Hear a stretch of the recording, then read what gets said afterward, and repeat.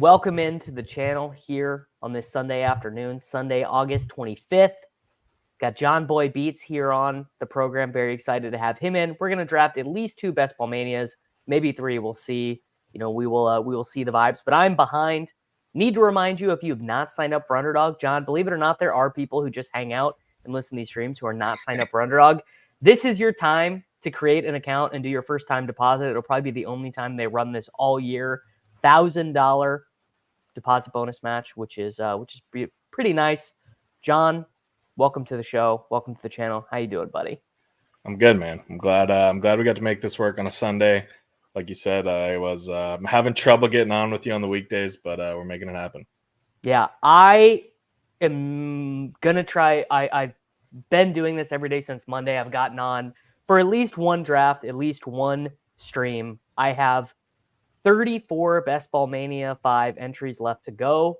I do not have a lot of time in which to accomplish those. It is 84.9% full right now. So I'm not like super sweating it. Like, I don't think it'll be, although what a nightmare that would be to do like 148 teams or something. I know, like that. That would be the absolute nightmare. So but yeah, I'm gonna keep trying to fire these out, and I don't mind giving away a little bit of equity here either. It's actually, honestly, it's so much more fun to draft with someone, honestly, than drafting on your own. Yeah, and I feel like now's the time of because after today, I guess, or there's preseason on today, right? I haven't fully been following this. Tony Pollard just scored a goal line touchdown. Oh, there we go. We'll take that. Yeah, so I feel like after today, then we've got all the injuries behind us. There hasn't really been many yet, which is nice. And now it's just like let's make some stuff happen. Yes. Yeah. The injury thing. I mean, there's been some injuries that have mattered in this preseason, but I guess it's all kind of like stuff on the side, or like guys are going to be back by week 1. Like, oh, there's this big dip in DeAndre Hopkins' ADP. There is this big dip in Jalen Warren's ADP, and it sounds like they're probably going to be back. So we're getting there. Oh no. I invite John on the channel and we draw the 111, man. The 111, that's all right. I mean, look, it's all right, but it's not preferred. You also, John, you're going to be the first time here on the channel. My new 2-box guest overlay. Look at that. Oh, baby. Beautiful little box highlighter. Unbelievable. All right. So we are picking at the 111. What do you do when you draw one of these turn picks? What is the John Boy Beats signature move when you've got one of these turn picks? I mean, I'm kind of hoping that Wilson falls because I'm a big Garrett Wilson guy. But like, I don't know. I'm also a total Achane slappy this year, and Same. Like, I feel like bringing him up to the 1-2 turn isn't the worst thing in the world because he hasn't really ever made it there at like the 3-4. And so I feel like we'll get some decent combos if you do that. I guarantee, I bet my bottom dollar there are 100 teams or something from early on that have them at that probably 3-4. But not, again, like, this is my whole, I'm not doing the fear-based mantra drafting this year. Like, I'm slapping Rashee Rice up the board. I don't care. I mean, honestly, even like Cooper Kupp, I think is another one where you could get combos with, like, you could very easily start at a draft Justin Jefferson, Deebo Samuel, Cooper Kupp, whereas like that combo is impossible now. You could not get that combo now. But I'm not, I mean, this is a beautiful thing about the game on Underdog. The pods take so much of that out of it. The insane pod luck. It's like, if Cooper Kupp is who you need, it's not going to matter if you took him at 13. It's not going to matter if you took him at 36. You're just going to have had him. So I will get slappy with you on Devin Achane. I'm not. I mean, I did. So I just did one, and I was the 101. And I went McCaffrey, and then I brought up Tank and Diggs, and then I went Lamar Andrews, which is kind of fun. Yeah, so it worked out pretty well. I mean, I don't know. I mean, I just feel like the Tank Diggs, like Lamar Andrews is coming to McCaffrey a ton, but maybe you're sneaking in. No, that I've not even pondered that. I love it. All right. Garrett Wilson does go. What do you want to do? Yeah, I think Puka's probably the play. Yeah. To be honest, I am much more of a cup slappy than your average fantasy football tout. Yeah. One of my truth serum takes would maybe be that Cooper Kupp scores more PPR points than Puka this year, and that season that we just saw was actually the best season of Puka's career. But I wouldn't want to put my name to it. All right, we got a London Barkley drafter to our left. So we got Debo, we got Gibbs, we got Harrison. The Puka Harrison I don't love. You don't love Puka Harrison? Because that's the dupe. That's the new Gibbs London. Yeah, I like Debo. That's the duper. I like Debo. I'm trying to get I actually have a lot of Debo, but he's moved up to be pretty well here. I had like Nico ahead of Debo for a while, and I was getting a ton of Nico and then swapped those guys around a little bit. So I've had Debo up in this range the whole time. That's why I've got like 23% of him or whatever. Yeah. But for a little while, I was taking Nico over him just for combinatorial reasons, just for being if 25% of my teams are Garrett Wilson, Debo, Puka, Debo, Drake London, I'd like to have some different versions of that. I want to go back to that 2-3 turn comment you just had with Dell and Diggs, because that right there, that is actually such an example of how to be drafting for unique combos without giving up a ton of points. Because even if you go look at like Mike Clay's projections or Leone's projections or whatever, Dell definitely is not going to project super great, but he's not going to be 50 points worse than Brandon Ayuk or DJ Moore or Metcalf or maybe Evans. Evans' median projection will project really strong, but you are stacking a game. You know you're going to be drawing super live to Lamar Andrews on the next turn. You actually, honestly, even if you didn't do that, you'd be like a favorite to get Stroud at 72 or 73 if you didn't get Lamar and Andrews. Yeah. That's what I even did. I'm going to do that. I even added in Stroud, which feels dumb. Like, I don't really take two quarterbacks that early, but like, also I feel like this is the time of the year where the like back half of the draft is actually like feeling a little bit nicer than it probably should right now. And maybe that's just me being overconfident, but like just jamming in some of like the late running backs, like a Tank Bigsby, like an Estime, like some of those guys, like I'm feeling pretty good about. I don't hate like I've just been jamming Tucker Kraft in the 18th round, like every possible chance. I like Tucker. I think I had like 30% of Tucker Kraft in the big board. Yeah, it's so like I don't know. It's just like I feel like you can get a little bit crazier if you've got a little bit more confidence in the back half, and just went with it. All right, where would you take A-Chain and redraft? I mean, this is easy for me. The real answer is I would take him with my second pick, but the even more real answer is on ESPN, A-Chain is 42nd. On CBS, A-Chain is in the 50s. On Yahoo, he's in the 40s.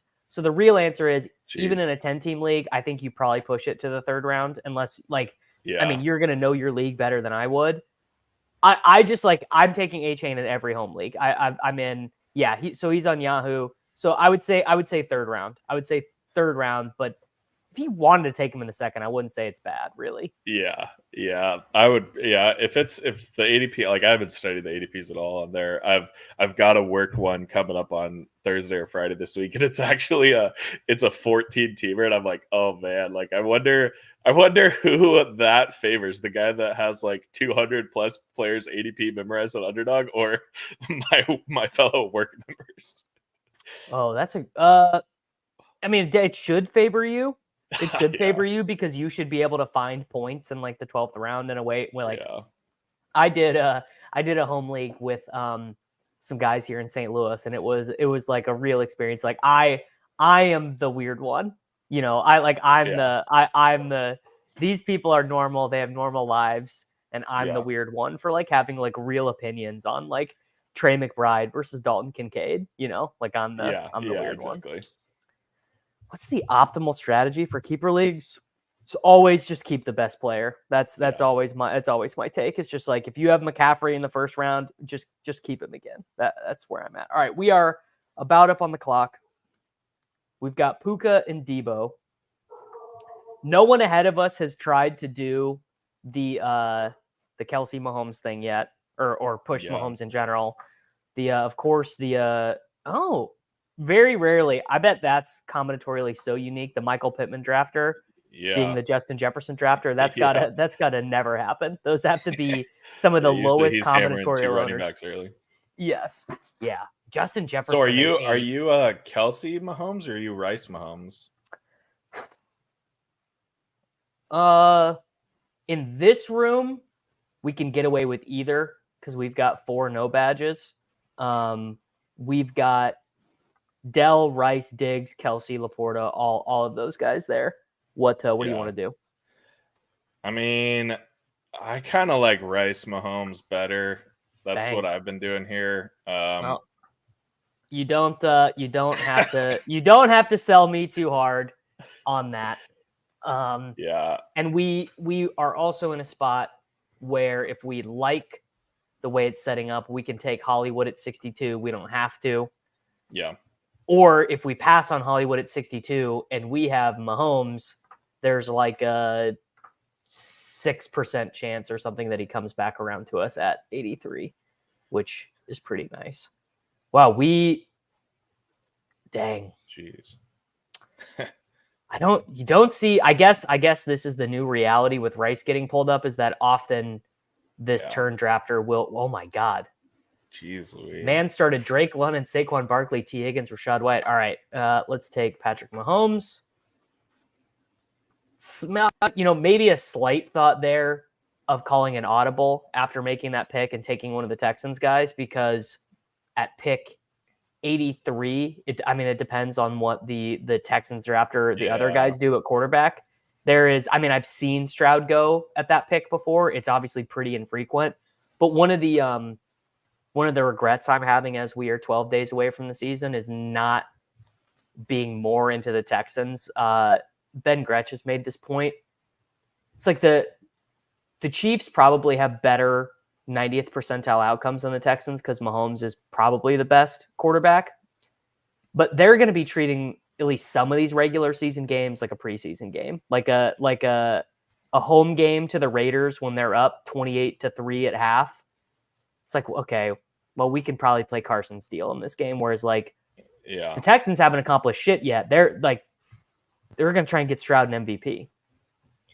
Yeah, that's part of why I'm pretty bearish on Kelsey too. Like I just haven't really clicked Kelsey hardly at all this whole year. And I just could see him being like the 4th highest scoring Chief in the regular season and the 1st highest scoring Chief in the playoffs. Like again, like not last year he had a better regular season, but like I could just easily see him dominating the playoffs and like kind of taking it easy during the regular season, or them throttling down a little bit.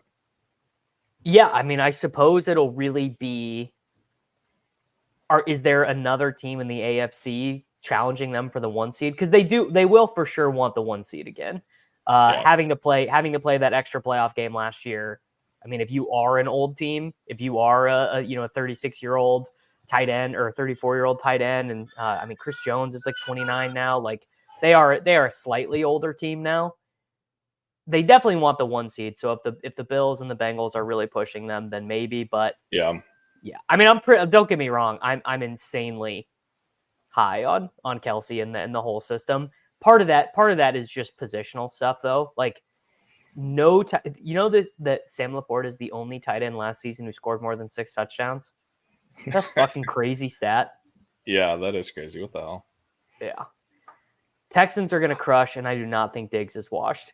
What do you think? Yeah, I'm an unreliable narrator. I've changed my mind about this about 6 times, so I'm an unreliable narrator.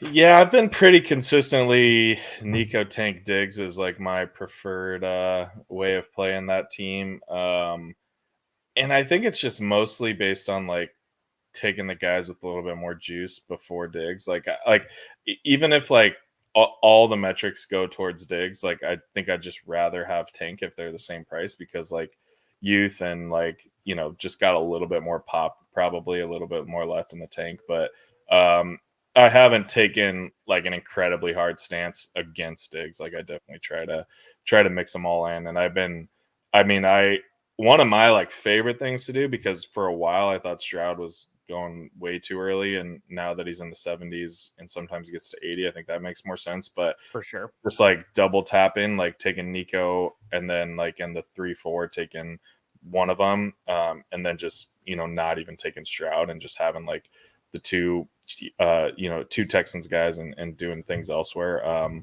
which I feel like is probably pretty good, especially if you're able to build out other stacks, and like build the rest of your lineup pretty well, and you're not just like totally scrambling. I love doing 2 Texans wide receivers, trying to push Stroud to 83 or whatever that turn pick, and then if you don't get him, do a 3 quarterback team. Like it's like that. That's a great team for Trevor Lawrence, Geno Smith, and Drake May or whatever. In my head, that just so makes sense. Like, give me 3 chances to match Stroud's score in week 17. Like, let's say Stroud gets 29. Give me 3 chances to beat that. And that's probably something that like Leone or Hayden or like one of these like really good math guys would be like, actually, like, you're an idiot for thinking that's how it works. But in my head, that totally makes sense. That's exactly how it would work. Well, I'm pretty sure Easy's sheet like negatively correlates the wide receivers until they get the quarterback, but I don't know. I'm just I just think it can help you too much. Like especially in like, so let's say you even have like another, so like what would be the good way to put it? Like, so let's say with Puka, you stack him with Stafford, like let's say we kind of did whatever we said we were doing there, and you take like Puka and or Debo, like you get Stafford and Purdy, and then you're just like, oh, I guess you wouldn't have Debo, whatever. I'm basically saying like the top guy in your draft is like paired with a quarterback, and they go off like those same weeks, like you're not really losing much, and you're just gaining the additional, like it doesn't work as well if it's like 3 super late quarterback with like a super late wide receivers, because then I feel like you're probably losing out a little bit to like some of the earlier capital guys. But if you're like early draft capital guys are hitting, that's how I usually like to think through that kind of thing. All right, no one say a word. No one say anything for these next 2 picks. No one say it. Just come on. Pef dog. The Jonathan Taylor Derrick Henry drafter. The Jonathan Taylor Derrick Henry drafter does not want Xavier Worthy. Wow, what a sweat, John. I'm gonna invite you on all the time. This is the latest I've seen Xavier Worthy go in 2 weeks. I'm not seeing him get back to this range. I've seen him go the pick before more often, like the whole an entire round before. I just took Mahomes. At like 45, and I was like, "Oh, cool! I'll grab Worthy at 52." And he got taken before that. I'm like, "What the hell?" Yeah. All right. Kenneth Walker. I love Kenneth Walker. Yeah, Walker is a jam. Talk to me about him. Yeah. Okay. All right. There we go. No. Especially with a little Charbonnet injury. Like this is looking pretty good. Plus, you got like the Seattle Rams, Niners. Like that's a lot of divisional stuff. If Brendan Rice goes off for 33 points in week 17, are you the BBM champ? Here's the thing. I think he's not going to. I think I was wrong. I think Semi Fehoko is going to make the roster over him. Now, Rice will make the practice squad in that, and they're also, they might keep 7. Some teams do keep 7. It's very unlikely. Like all the beat writers have basically already said, like it's straight up. It's one of Semi or Brendan Rice. Also, would not surprise me if QJ and Palmer are just playing so bad that they're like, we gotta try something else. It's just these guys cannot get open. We gotta try something else. Like you're 2-2, but like you got 1 lucky win. Quentin Johnson can't catch anything. Like it's that to me is very real. Yeah, I feel like Rice playing quite a bit in the last game yesterday, or was that yesterday? And playing bad, by the way, playing bad. Probably wasn't ideal. Well, he was playing bad, and Fehoko, like Darius Davis scored a 70-yard rushing touchdown, and Fehoko scored I think a 65-yard receiving touchdown, and then his older brother Jerry Rice Jr. was tweeting that Easton Stick stinks, and but Semi Fehoko was he literally did. He was like, this man Easton Stick has something out against my brother, which is very funny. Oh man. Well, he had 7 targets. Like, can't bring a couple of those in, buddy. He had multiple games this preseason with like 6 or more targets with like 1 or 0 receptions. So, look, it's possible that I've been wrong. I'll be humble enough to admit that it's possible that I was wrong about Brendan Rice being a good 18th round selection. But if he is a good 18th round selection, everyone will remember that I was first to it, and that's what we play the game for. That's right. All right. Might as well take some shots. Puka, Debo, Rashee Rice, Patrick Mahomes, Xavier Worthy, Kenneth Walker. We do miss all the elite tight ends. Pitts went at 58. Kittle goes at 68.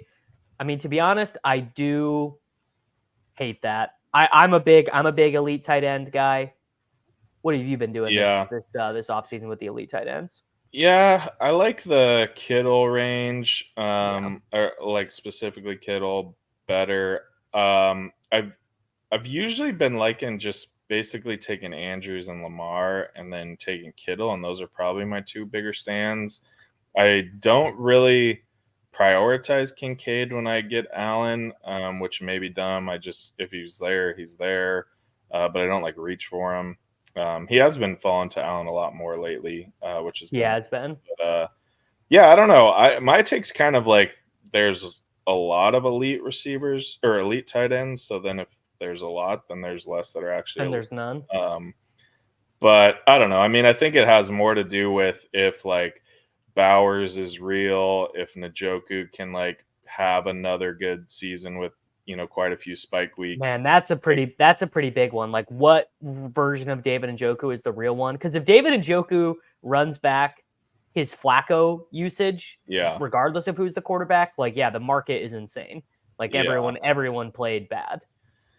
Yeah, and then even like, I mean, I feel like Goddard's not really in the same conversation because he's not really he doesn't have a ton of those spike weeks. But anyways, I think there's a good argument that there's probably 7 or 8 tight ends that could all score the 23, 26 point week and outscore everybody by 7 points. And so then it's like, all right, well, it's not as useful to have an elite one in my opinion. But I don't know. I haven't been jamming them. I take the quarterbacks more than tight ends. But it's just such an interesting thing in fantasy. This is not how it's ever really been in my memory.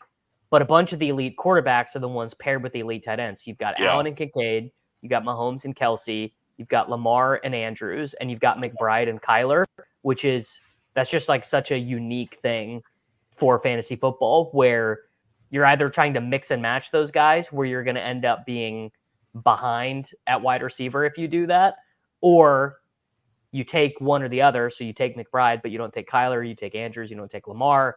And then you end up like, oh, let's say Andrews is the guy who smashes in week 16. You show up to the finals and you're like, oh shit, I've got Trevor Lawrence and Bo Nix with my Mark Andrews team. Like, I don't know how I feel about it. Yeah, I feel like that's the play is to take them stacked if you can. All right, we are up in 2 picks.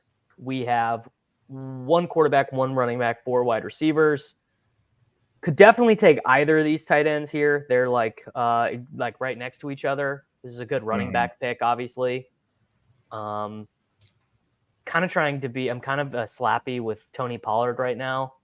He for the preseason game, he just played all 10 of the snaps with the first team offense. No Spears with the first team offense. I don't hate Bowers and Pollard. Like that's fine by me. Well, I was hoping you'd want to take Bowers there because this team needed a Brock Bowers. Yeah, no, definitely. And I think I've been trying to chase up Mostert a little bit because I have way more Achane, but I don't care. I'm fine with Pollard. I think, this is so definitely there's a chance we look back at this draft and we're like, oh, you guys are idiots. You took Bowers and you could have just gotten these 2 league-winning running backs like to make up for the fact that you were behind after taking the 4 wide receivers. We got Najee, we got Mostert, we got Chase Brown, we got Warren, we got Pollard. Who's your favorite here? I mean, I would probably take Mostert, but if you like Pollard, I could be convinced. No, Mostert is there's a small chance Pollard comes back around. Probably not as small, or probably not as big because of this preseason game. But there's definitely a chance. And there's another running back I like who's like always available at 107. And Mostert is just, I mean, it's like there's a couple very interesting things about fantasy this year. The first one being 20-point per game scorer, Kyron Williams, third round pick. Yeah. That's never happened before in fantasy football. Yeah. NFL's leading touchdown scorer last year, Raheem Mostert, 8th round pick. I mean, I would guess the latest that the guy who scored the most touchdowns the year before in fantasy has ever gone is like pick 30. I would just guess. Based on nothing but my gut, but I would guess that's the case. Yeah. I think Mostert will probably, like, it's very within the range of outcomes that, like, after week 4, we're like, damn, Mostert probably should have been like a 5th round pick the whole offseason. Like literally just after like 4 games, we're like, well, fuck. There's also definitely a case that we're like, wait, a literal 32-year-old running back. Yeah, that's true. Oh, Jamal Williams. Where did Jamal Williams go? That's a good one. I don't know. After he 2023 Underdog ADP. Someone's got to have it. Well, Williams, I feel like he was in like the 120s. Like he wasn't. Well, he changed teams though, right? Yeah. So that changes the context. He changed teams. So I'm plus Williams was actually old. Mostert's not actually old. Yeah. I'm willing to bet Williams is like younger than Mostert, probably. Well, Jamal Williams was also like Raheem Mostert. Let's get into the Raheem Mostert lore. Raheem Mostert went to the University of Purdue as a track and field runner. He was like a 100-meter dash specialist. That was his thing. He never got to it. I bet people don't even know this. I would guess most people who are listening or watching to this don't know the Raheem Mostert college stats. So he played, I believe, for only 4 seasons, 136 rushes in college. Never got to 800 yards. Classified as a receiver the first 3. Yeah. He barely played. 19 total receptions, 6 total touchdowns in college. Wow. Yeah. And by the way, it's not as if he hit the ground running in the NFL either. He was on, that's why he's so old, but you don't have memories of him being old. He was an undrafted free agent who was on practice squad. He was on the San Francisco practice squad, then the Bears practice squad. Then he came back to San Francisco. He never, he had been in the NFL for 3 years before he got his first rush. Yeah, that's nuts. So he's a young old guy. He's got fresh legs, man. Yeah, correct. So one of the things that I 100% made that up and then got bailed out by the team change. That's true. Yeah, that is true. One of the things that I was thinking through is like do you care at all about well, I know this is probably a bad question to ask you, but about like there being plenty of Mahomes Rice worthy stacks like way later than we just got it. But part of my answer to my own question there was like that part of the draft has like sucked all year. I feel like the like 3-4 early 4 round. And I've become blind to like all the receivers and running backs there. And I always just try to jam quarterback or tight end. Yeah. And so like, I just don't really care that like 3, 4, 5 Rice Mahomes worthy is like, there's definitely plenty of like 5, 6, 7 or whatever, 4, 5, 7 or whatever. Yeah, I honestly like there's so many things to worry about in my life. That is not one of them. It's like because I think this new price is still bad. Yeah. Like I think it's like I mean he was wide receiver 12 in the big board. Yeah. So I'm you know, the suspension in my mind, Drew Davenport and all of the other legal exports have been like, this dude is not going to trial this year. And the NFL mostly waits.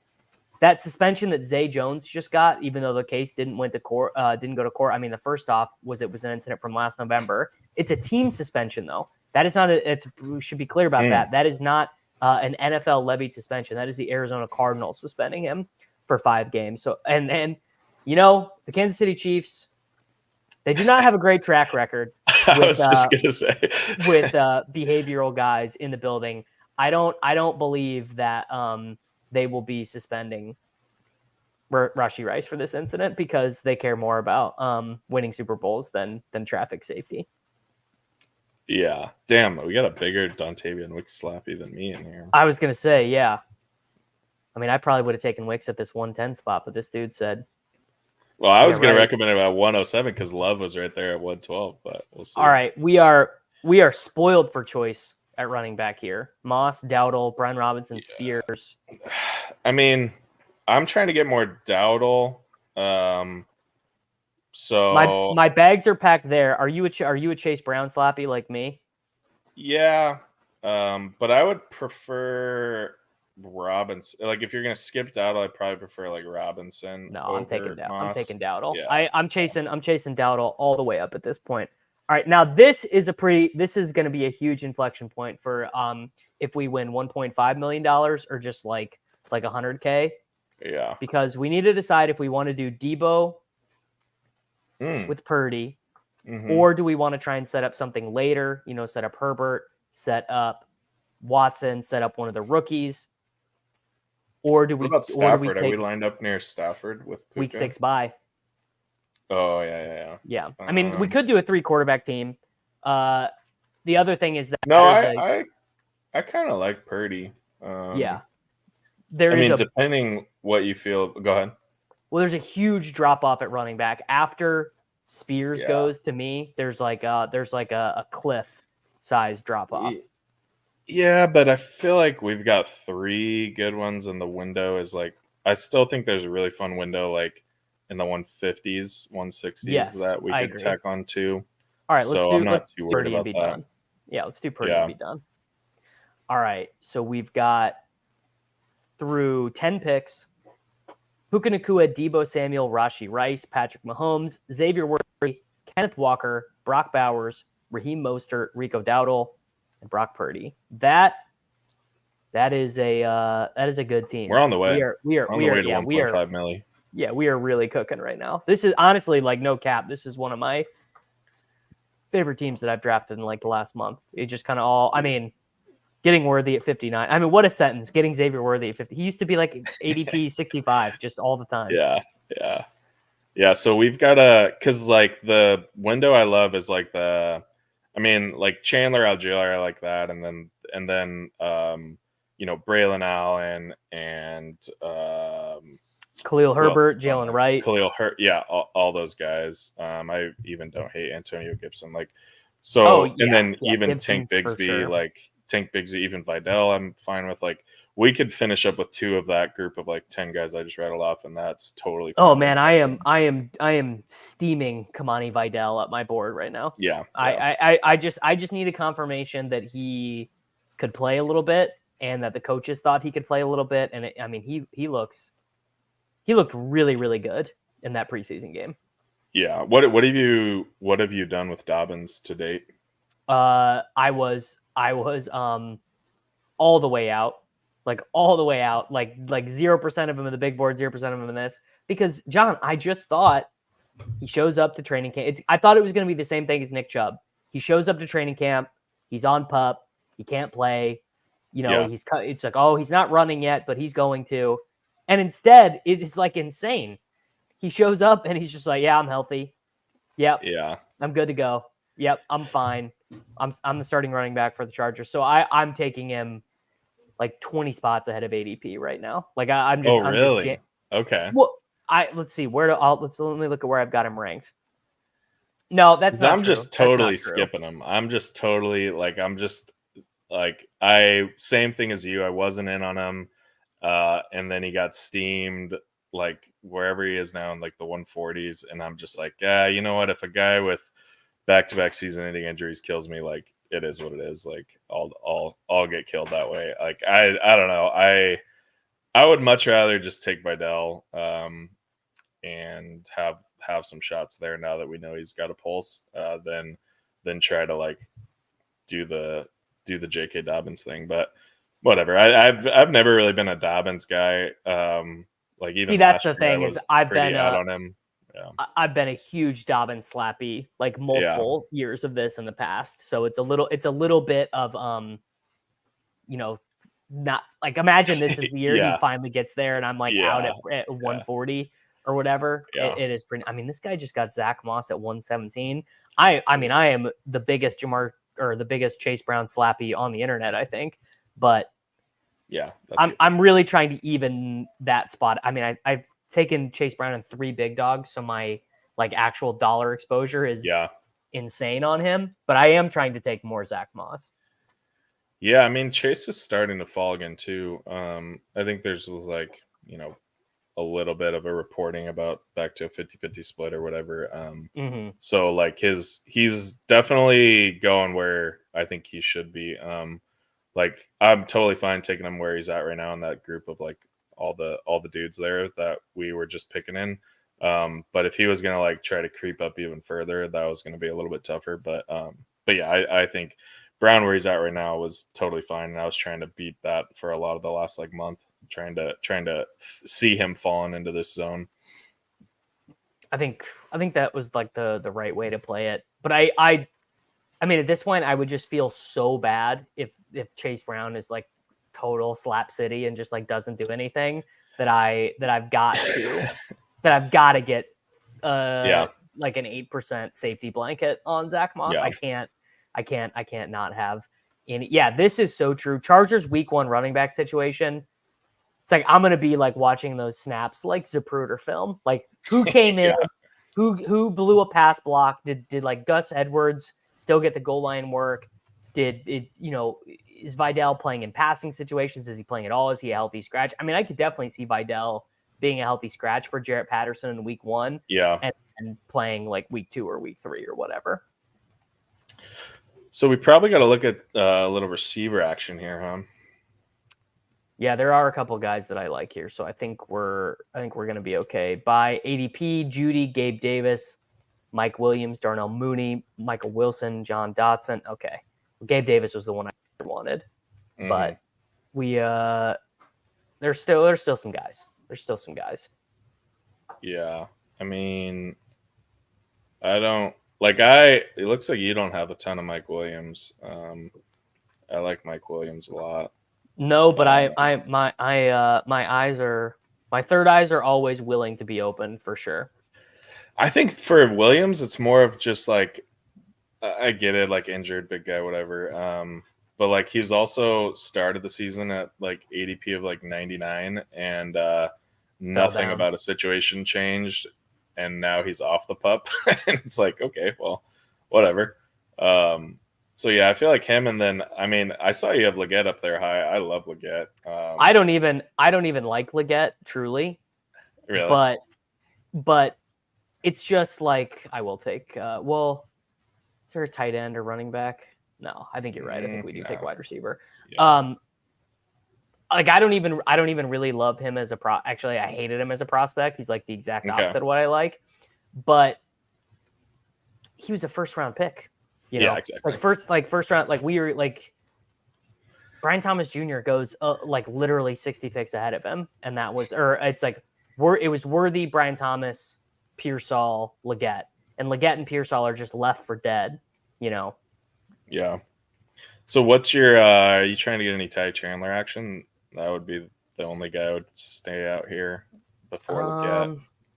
Well, let's think about the 2v2.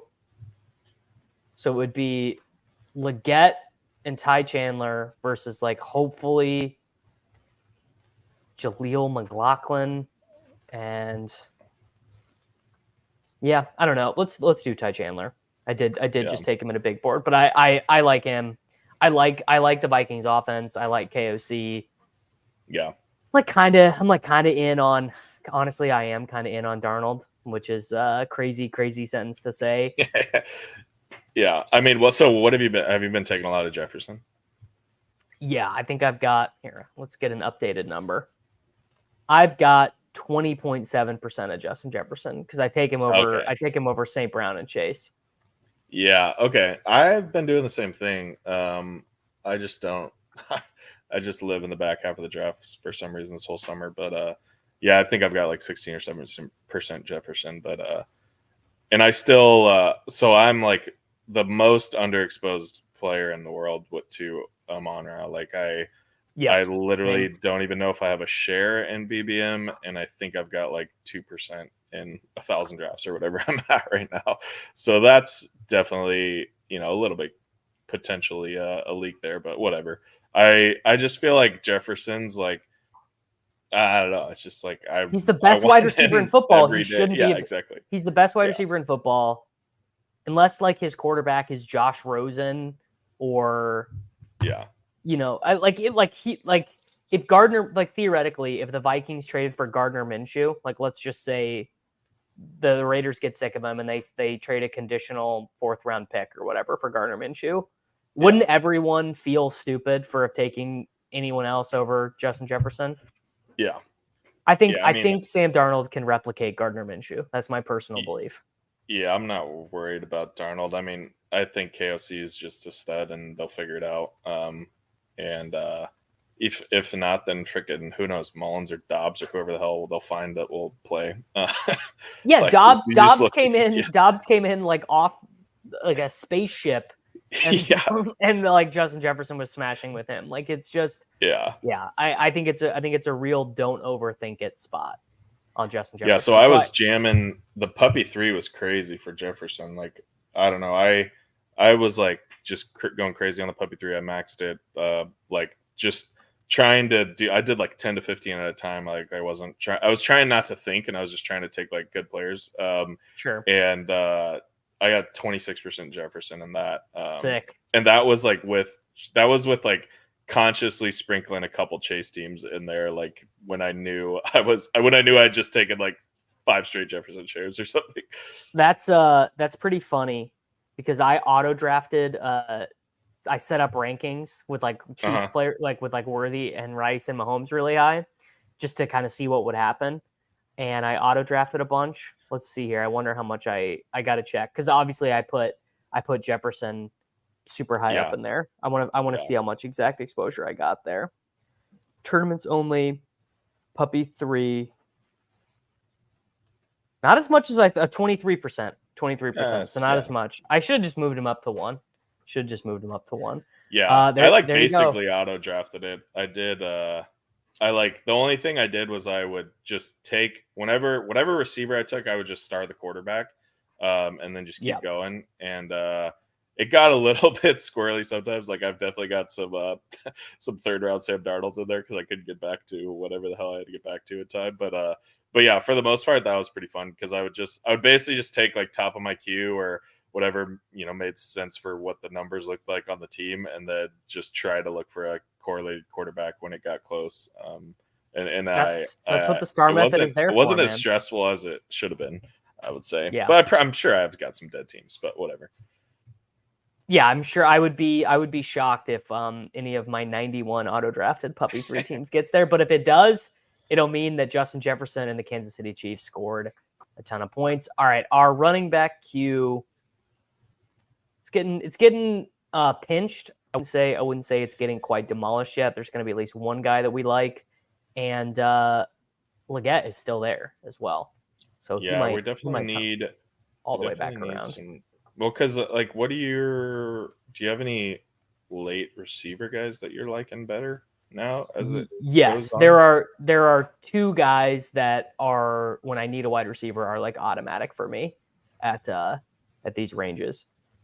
One of them is definitely not Jahan Dotson. I actually just straight up removed Jahan Dotson from my rankings. I just took him out entirely. I was like, he's dead, and I'm not even putting De'Ami Brown in his place either. That's not happening. Those guys are going to 0 for me. The 2 that I really like are the Jalen Tolbert and Jalen McMillan.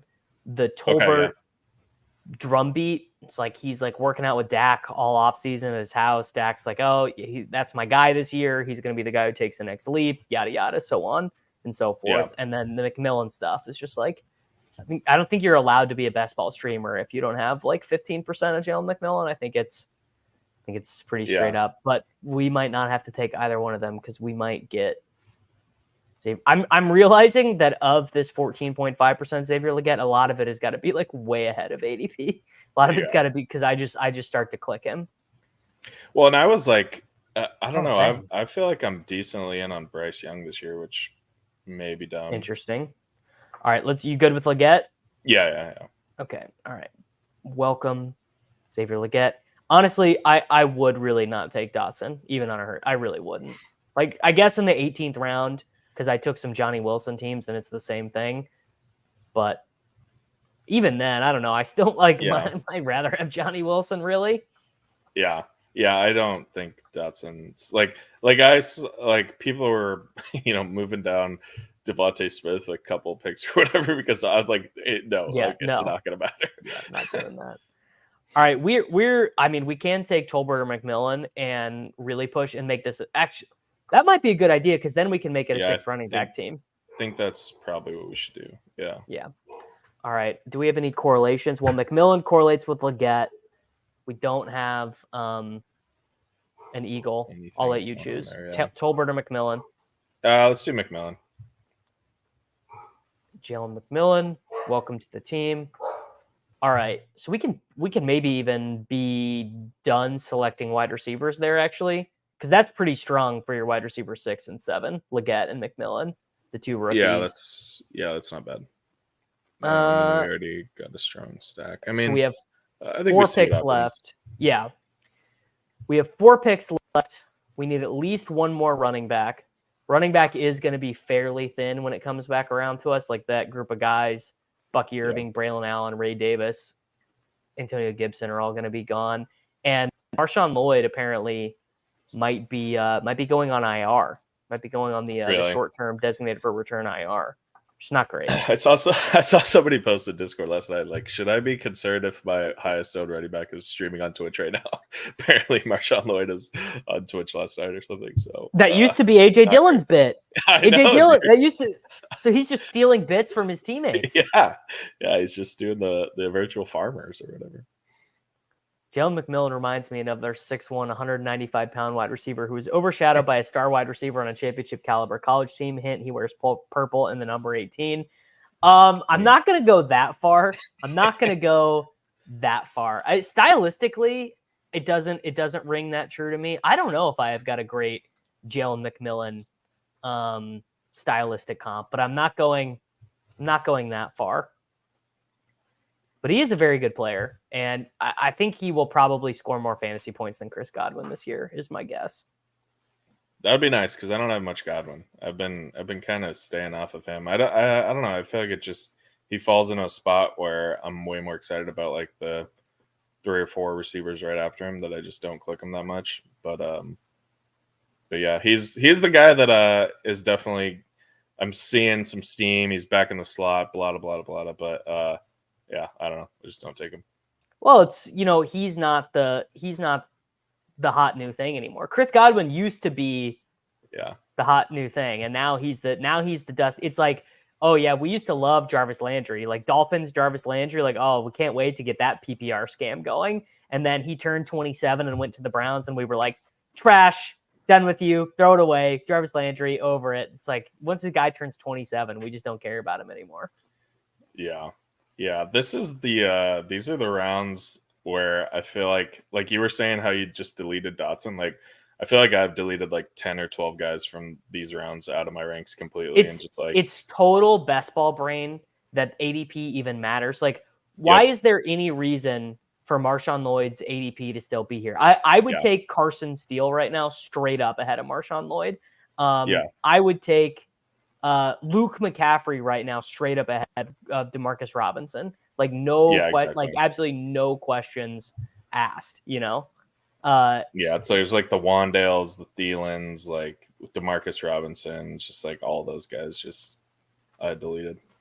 It's just like what are you hoping to win with Demarcus Robinson? Like it's not. Well, it happened with Kendra too for a while. He Dennis Allen comes out and says like, yeah, I don't know, may not even make the team, like whatever, and then he drops like 3 rounds to like the 170s, and then he just stops, and it's like, okay, well, he should probably keep going and like a bit, now he's like basically an 18th round pick, but like I feel like there's so many instances of that where it's like there's just so much resistance. Like the ADP it's kind of happening. Is pretty real. It's kind of happening with Jermaine Burton, who Mhm. has gotten like not one good note at a camp, like literally not one good thing. And I mean, he was a 3rd round pick. I'm not saying you should never take him or whatever. Like I'm not saying that. I also have gigantic Burton bags, like huge. So a little bit of that is bag defending. But I mean, I would not be clicking him at wide receiver 78. Like there's probably 15 guys after him that I prefer at this point. All right, we are including like Yoshibas, who's like now going probably 20 or 30 picks ahead of him, but is still like that. That's the other part that's really fun about this time of the year is like people think those are bad picks now that Yoshibas is in the 180s, but he's only going to be like 40% owned or something. Yes. Oh, yeah, Vidal. Yeah. All right, so that we played a little bit of chicken there with 5th running back, and it came all the way. All right, tight end. I love Jawan Johnson. Yeah, me too. I'm trying to think of the best way to. I'm trying to think of the best way to play this. Oh, that is some nice little correlation there. Because what other receivers are hanging out here?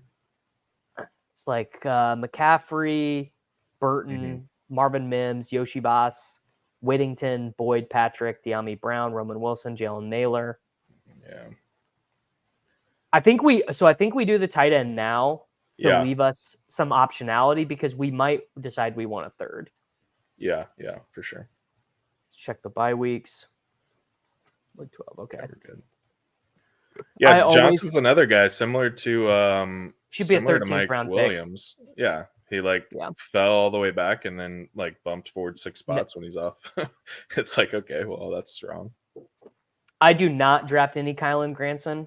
The Colts are one in your head. You think the Colts play a lot of 12 personnel because in your head you're like, yeah, they've got 900 tight ends. They don't actually. They are below league average in 12 personnel rate. They just are organizationally committed to playing 5 guys. So I don't.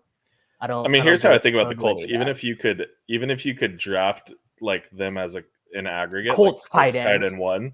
I think they would still be like an 18th round pick. So it's like I don't need like I just don't need to take a chance. Like I was pretty in on Jelani Woods, earlier in the summer when it kind of sounded like he had a chance to make something happen, and then just didn't do anything in camp. And now I'm pretty sure he's hurt. So it's like, okay, well, whatever.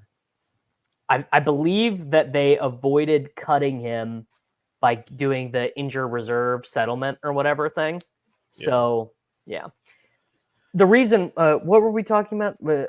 Colts tight end, which name? Kylan Granson. So, the reason why I don't do that is there actually are legitimately good 18th round tight end picks. They're just not. It's like Dawson Knox, Zach Ertz, Jatavian Sanders, Hayden Hurst. These guys, like I think those guys all have like a real role on teams that are going to score points. Tucker Kraft, baby. Tucker Kraft, yeah. Why not? Why not Tucker Kraft? All right, we got 2 more picks on this team. The running back room, we do have double buys with Mostert and Chandler, but Walker, Mostert, Dowdle, Chandler, Vidal. Wide receivers, we got a lot of week 6 buys. Puka, Rice, Woody.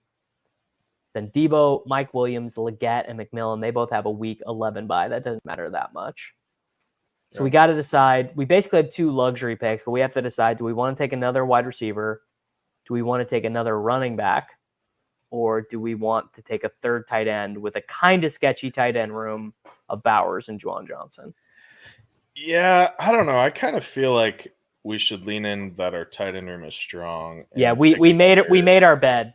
Yeah, I think, and I think it does have the potential to be strong. I feel like sometimes, like the 3rd tight end sounds better than it actually is in practice and doesn't really do much for you. And I still think there's going to be some running backs and receivers here who can make it move a little bit for us.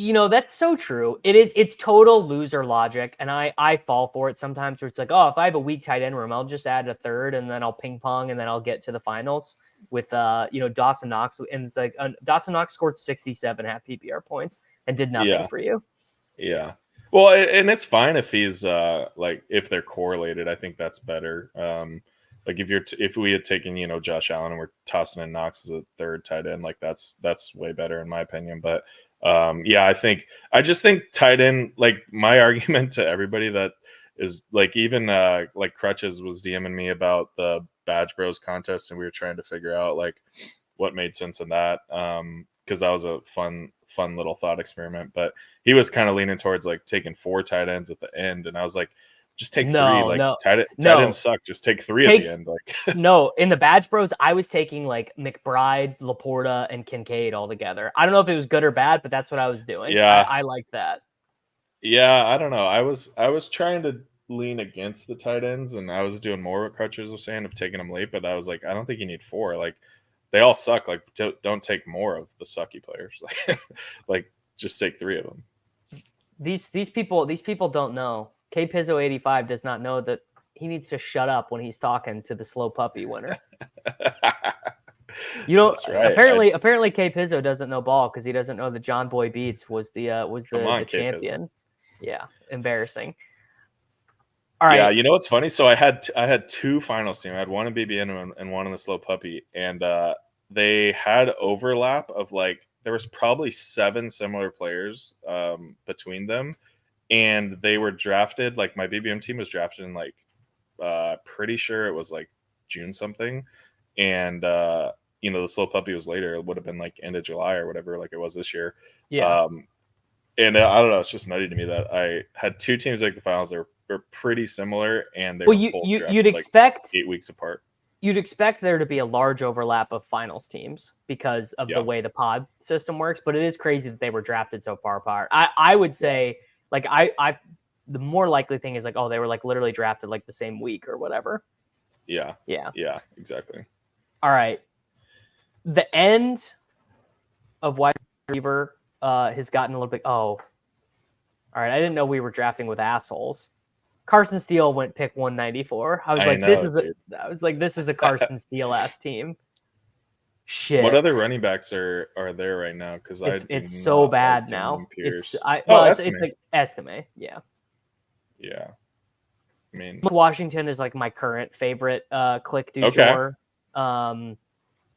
It's just honestly, it's kind of based on nothing but vibes. He's been very good in the preseason, and I'm so off of Odell, and just so in like these 18th round picks. A lot of what I try and do is just take contingent value guys on the really good teams, like as much as possible. I mean, it's why I was taking a lot of Brennan Rice. All right, Estime.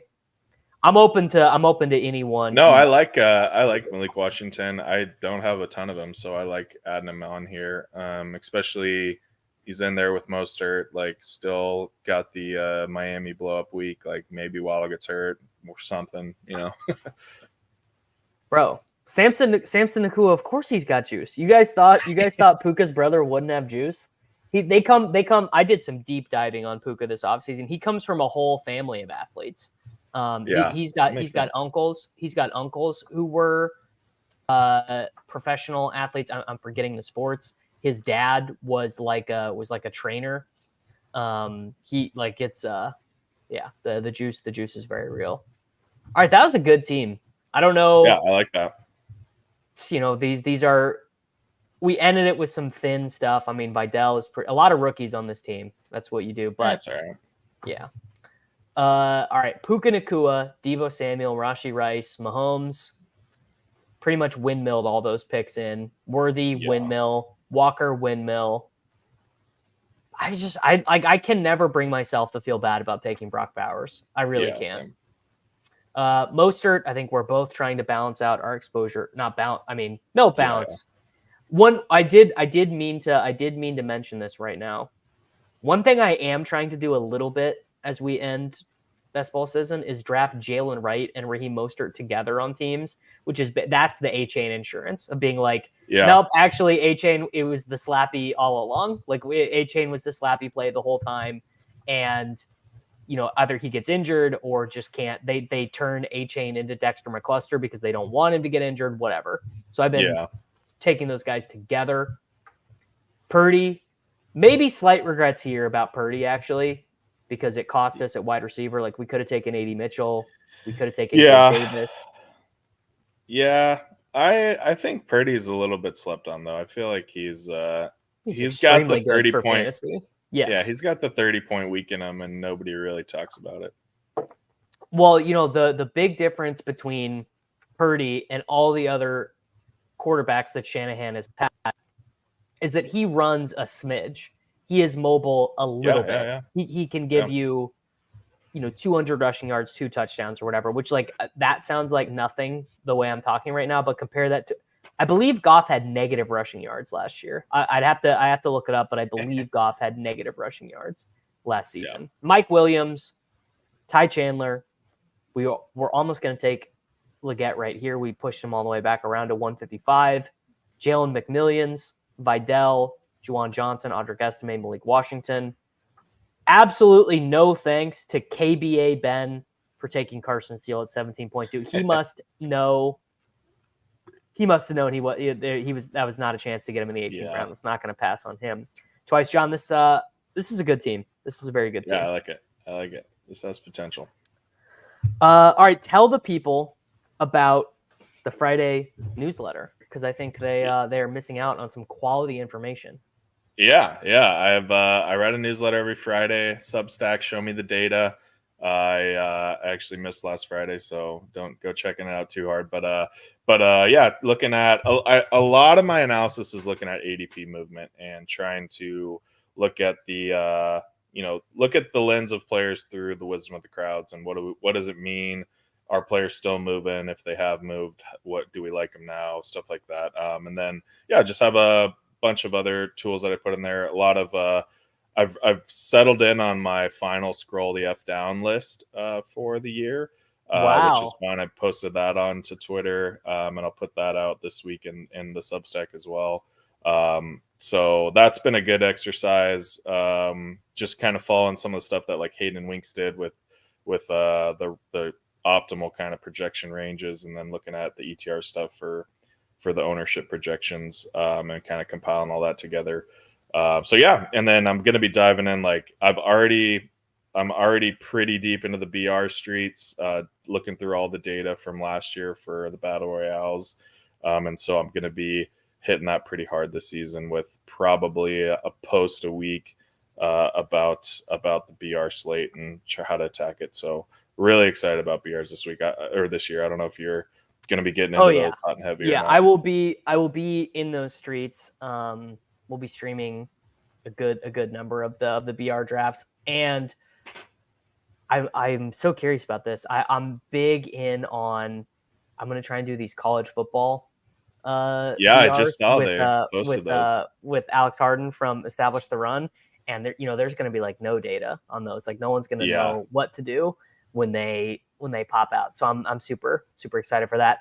All right, man. Let's get you out of here. Let's send you on your merry way. Thank you for hanging out. I appreciate it, and I'm glad we were able to make this happen, man. Yeah, it was good. Thanks for having me on, dude. Later. Take it easy, dude. Have a great day. All right, guys. I am definitely gonna do at least one more. What's the college football BR? That is college football battle. That's college football battle royale, which is exactly what it sounds like. It is battle royale for college football. All right, this was a really good team. I need to make sure to label this one and not forget it because that was pretty strong. Where would I draft Evan Hull right now? I don't really think I would draft Evan Hull right now, honestly. I think Carson Steele is a better pick. I think Estime is a better pick. Just doesn't. It's not really. It's just, buddy. It's not ringing true to me, and that's fine. If it rings true to you, you could take him in the 18th round. But I'm not. I'm not trying to jam him in. Let's see. All right, we're gonna do a minimum. We're gonna do a minimum one more. I'm gonna go hop back in these streets here in a second. I need to grab my exposures. Why is my screen not sharing? Oh, because I have to present my screen again. I just closed out. Well, thank you to John for coming on. How many more left do I have to do? I've got 33 more left to do. 33 more in 12 days, guys. 33 more in 12 days. Come over here, grab my exposures. How are my exposures looking? Xavier Worthy, I'm feeling very good about this number, 36.7%. Chase Brown, still feel very good about that number. Dontavian Wicks, I feel very good. Rashee Rice, I feel good. Warren, I feel good. Bowers, I feel great. Debo, A-Chain, Jefferson, Braylon Allen, Greg Dortch, Rico Dowdle. I don't feel great about this one. I don't love Hollywood Brown at 18.6%, but it's fine. This one I do not feel good about. I should be lower on... Jermaine Burton. That is too much. Odunze, I feel good. Kelsey, I feel good. May, I feel great. Pitts, I feel pretty good. No, it's hard to feel great. Maybe that's a bit high. Maybe Justin Fields is a bit high. Oh man, Alex, I'm hopping in one more. Predict it fills by early Saturday. So that means what? I guess I got to draft 3 a day then, 4 a day. What's your Rondale Moore exposure? It's not great. Oh yeah, here I'll filter by BBM only. Filter by Best Ball Mania only. Apply. Worthy, Brown, still a lot of Burton, a lot of Hollywood, a lot of Wicks, Braylon, Fant, Rashee, DJM, Jalen Warren, Blake Corum, Rico Dowd. I still feel very good about these. These exposures honestly make me feel pretty freaking good. Yeah, I really hope it doesn't. I really hope it doesn't fill that early. Joey B has 25 more. I definitely need to do. Yeah, it's tough, man. I didn't know because I guess I was not streaming as often early. Really interested in your opinion on this. Playoffs start in week 14. How do I treat players of the week 14 bye? Yeah, on the FFPC, it's pretty tough. How do you adjust for that math?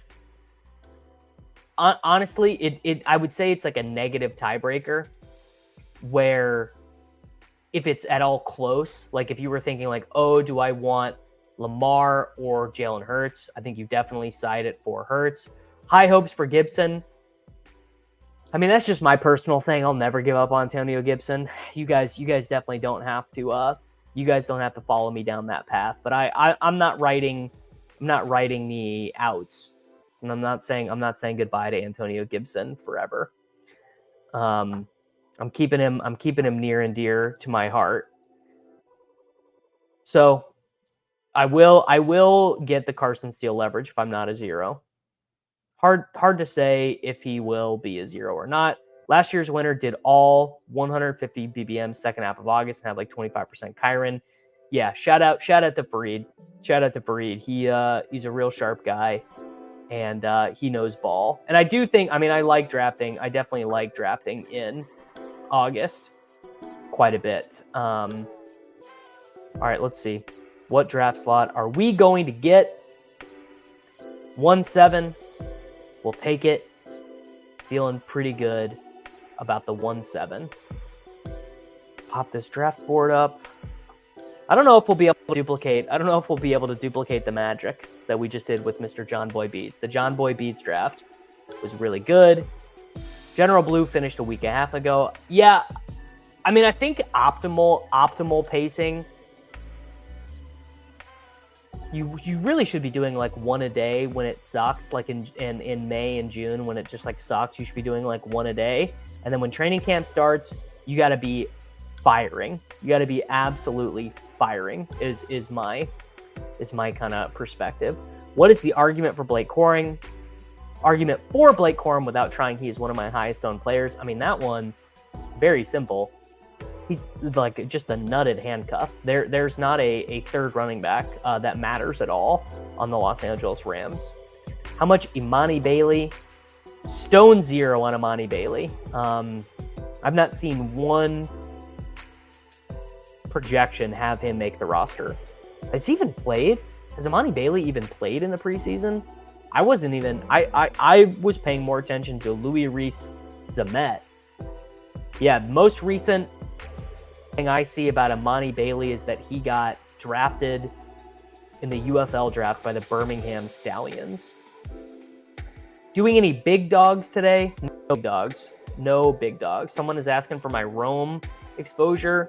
Overall, 17.3%, $1,080 worth of exposure.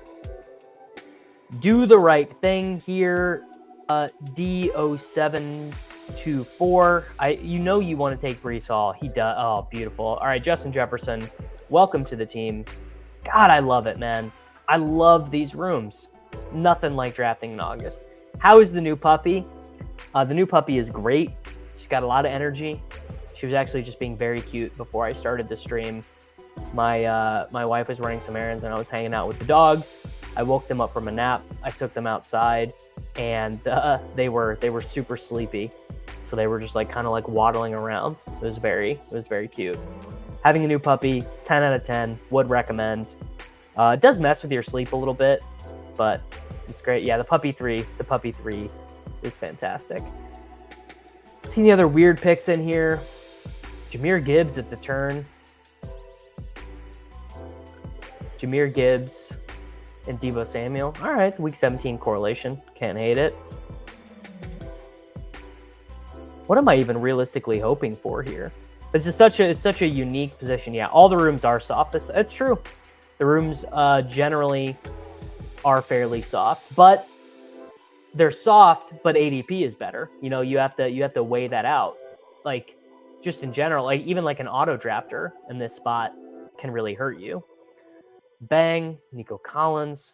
That is, man, a Justin Jefferson, Nico Collins start. I need a ruling. If Nez or John is in the chat, I need a ruling. Is a Justin Jefferson, Nico Collins start a GM? Need a ruling. If it's not a GM, but it's a GM to me because I absolutely love those players. Those are the guys that I am going to be riding or dying with this season. This is so true. It's like, this is why I refuse to be a maxi one way or the other, to be like, oh, you got to get all your drafts done in June, or you got to wait to get all your, you gotta wait to get all your drafts done in August. Like, why wouldn't you save 100 bullets for August? And it's like, man, I just want to draft, and I want to take advantage of values as they present themselves, and there will be value. Like, I didn't know who Carson Steele was 2 weeks ago. I literally did. I mean, okay, I knew who he was, but I didn't know that he ran for 1,600 yards at Ball State. I didn't know that Andy Reid was kind of like wanting to experiment with him as a player, all that stuff. Yeah, the worst. I mean, this is like. Also, yes, drafting every day is definitely more fun than doing 150 in 20 days, and it's also, on top of that, do you also want to be doing the side contests? Like, I think an argument that like Peter would make would be he doesn't have as much fun just like grinding his fingers to a bloody pulp doing drafts. Like, he doesn't want to be doing like 30 drafts a day. He doesn't want to be on the clock for infinite slows and stuff, which, like, more power to him. So, like, yeah, if you're only doing Best Ball Mania, you're only doing the flagships, then there's no need to just do any more than one a day. Jalen Tolbert is the late career Dwayne Bowes of late career Waddy Whites. Nope, foul. Not giving. You can't have two modifiers at maximum one modifier. Calling a foul on that. Wow, we have a Derrick Henry believer here. Draft dude taking Derrick Henry at the 3-2. Kyron Williams goes at the 3-1. Pretty early. Yes, there isn't time to grind them all in 20 days unless you do them all. Yeah, so that's true. That's true. Yeah, you could definitely.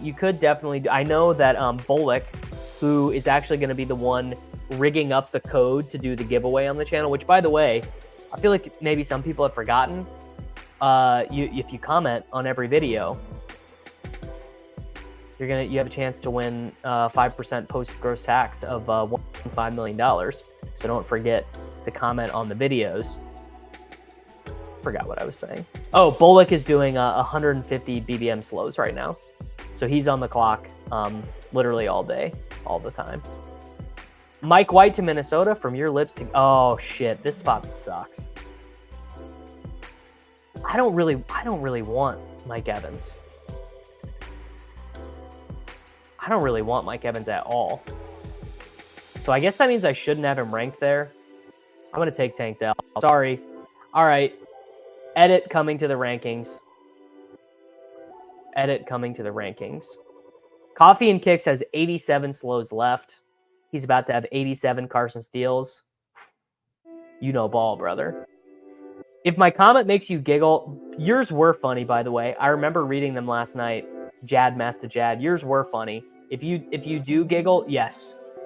Confirmed. If you get, I'll remember that. I remember that. Brian Raymond, what happens when you finish first and second in BBM5? The biggest giveaway in the history of the world. Why no Evans love? Honestly, it's just vibes based on the offense is really what it's about. It's just I am trying to push it on the Texans right now. I want to have more combinations of Texans players. I had Nico Collins. I want to try. The Diggs drafter is going to be on my right. The Diggs drafter is right here at 35. So he's going to have to either make the decision on him at 62, or I'm going to have the ability to take him at 79. I definitely don't have. I think I might have very little Justin Jefferson and Stroud teams. I don't want. I don't know. Like I. It's just more fun to draft Texans players right now. It's really what it is. All right, we are back on the clock. Interesting spot here. We got Kelsey after ADP, but Mahomes is already gone. Could do ETN. Could do McBride. McBride gives us another quarterback out and balances my exposure out a little bit, 16% to 5%. I don't like that this Mahomes drafter, the Mahomes and the Diggs drafter is on my right. Huh. I don't really... Well, Flowers. I'm going to do... I was maybe going to take ETN. I am going to do McBride. There you go. There's something you don't see every day. Yeah, this was the right move. I think that was the right move because I want to actually have option. I want to have multiple optionality at quarterback here. And I think that was the right way to play. Is Dak still one of the best quarterback values on the board? Seems like it. I mean, honestly, your thought on that would be, will he add any running, and are you able to get above average performance from one of the wide receivers? So is Brandon Cooks turned back into Brandon Cooks? Or do we see a big bounce from Jalen Tolbert? That's kind of what I'm betting on. Is Rico Dowdle really efficient in the passing game? Does the offensive line hold up? Like the average, the normal result for Dak is a very good fantasy football season. So I think, yeah, he especially because now I am kind of into taking him with Jalen Tolbert, who you can get after. I still do like to have. I guess the reason why Dak is not one of the best quarterback values on the board is you just would not really take him without CeeDee Lamb. Yeah, that's yeah. It was a little bit early. I mean, it was like 4 picks early for McBride, but I wanted to give myself another quarterback. I also have started to just get very high on the Arizona Cardinals offense. Kind of the same thing I was just saying at the last pick with Tank Dell before instead of taking Mike Evans. Interesting move here from the Hurts drafter. This guy at the turn has 1 wide receiver through 5 picks. Worthy goes to the Kelsey drafter. The Andrews drafter gets Lamar. Yes. Yeah, there'll be loads of solo DFS content on the channel. I'll be cooking left, right, and center. Probably like 3 or 4 GFS streams per week. I absolutely would take Kyler and Stroud here if it worked out that way. All right. This is a weird spot. I've not been in this spot very often. So Kyle Pitts goes. Cook is definitely the best pick for this construction. I could take Rome and give myself another quarterback. Maybe Rome comes back around. Let's do James Cook. What's my issue with Zay? I mean, my issue with Zay is that I like Mark Andrews more than the field. Lamar Jackson is one of the highest scramble rates in the NFL. So even if Todd Monken and the coaching staff calls the most plays of his career, the actual attempt number will be lower than you think. And it's also very hard the way that the board shakes out to get Zay Flowers with Lamar Jackson. Like, this guy tried to set it up. This guy drafting out of the 5-hole tried to set it up, and he got sniped because Andrews goes to the left of him. So it's a little bit difficult. Yeah, Arizona stacks are easy builds on DK. That's true. Got a ton of that there. Gravitating towards Raiders in week 1. Shout out to you, man. Alex agrees on the cards. Thinks McBride is tight end 1 or tight end 2 this year. Someone dropped all their players in one of my leagues. No one noticed. Crazy. We need Davis and Liam. I did. I messaged him. I sent him the StreamYard, and he didn't show up, which means he must be busy today, which is fine. Not that I'm mad about it. Needs to live his truth. All right, behind me for Stroud stuff. The Diggs drafter has Mahomes. The Allen drafter does not have a Texan. I hope the Anthony Richardson drafter takes Joe Mixon. Then I would really try and push it. Samson Nakua breaking the internet. All right, Kittle goes. We're good at tight end, so that's a good pick for us. Any more high-stakes managed streams coming up? Yes. We're doing it Tuesday night with Leone. I'm doing a silver bullet, which is $1,000 entry fee, single entry, $50,000 to first. And then next Saturday, I'm doing a high-stakes prime time. Dang, I knew that was going to happen. I knew that Rome was going to go one pick before. Take Keenan here, set us up another quarterback if we need it, and then there will be a running back we really like with the next pick, or we'll take CJ Stroud. And then Jacob Sanderson and I next Saturday at 4 p.m. Eastern Time, 3 p.m. Central. We'll be doing a prime time, which is a $2,000 entry fee. I believe it's $500,000 first, might be $250,000 first, but we will be jamming that in. And yeah, gonna keep. I mean, maybe more. I basically told the guys at NFFC, like, you guys want me? We're doing it. Oh, and then on the we're not gonna stream it, but we're gonna record it. I've got a high stakes managed team with Evan Silva, Rich Rebar, JJ Zachariason, and Pat Thorman that we do every single year. So that I don't know if I'm going to put that on this channel or on the TakeCast YouTube channel, but one of the two will definitely be there. For the audio listeners, Justin Jefferson, Nico Collins, Tank Dell, Trey McBride, James Cook, and Keenan Allen, your 6 picks. So we've got Kyler live, we've got Darnold live, we've got Stroud live, and we've got Caleb Williams live. All right. Now we got to sweat the Joe Mixon drafter at 6.1. No, 6.11, pick 71. Picking here at the turn. This is the guy that we would prefer not to take CJ Stroud. Granson going to be way better than all 4 of those guys you just mentioned. Consolidation after Jelani going down. Yeah, the issue is that he's just not going to run enough routes. Not that I kind of like Kylan Granson. I'll definitely be spending like $13 of fab on Kylan Granson and a high stakes managed team in like 6 weeks. But they don't consolidate all those routes. Like Will Mallory is going to run like 11 routes a game. And there's just not anything that we can do about that. All right, he took Jake Ferguson. Jake Ferguson, 71-74. Jake Ferguson. Now, you guys are gonna get mad at what I do on this next pick. What do I think about Saquon? He's a very talented player. He spent a lot of time in his career playing for a shitty team, and now he's got less juice. He's in a bad situation for touchdowns. He's in a bad situation for receptions. I think he's a pretty bad pick in fantasy at his current cost. I'd like him a lot better in the 4th round of fantasy football drafts.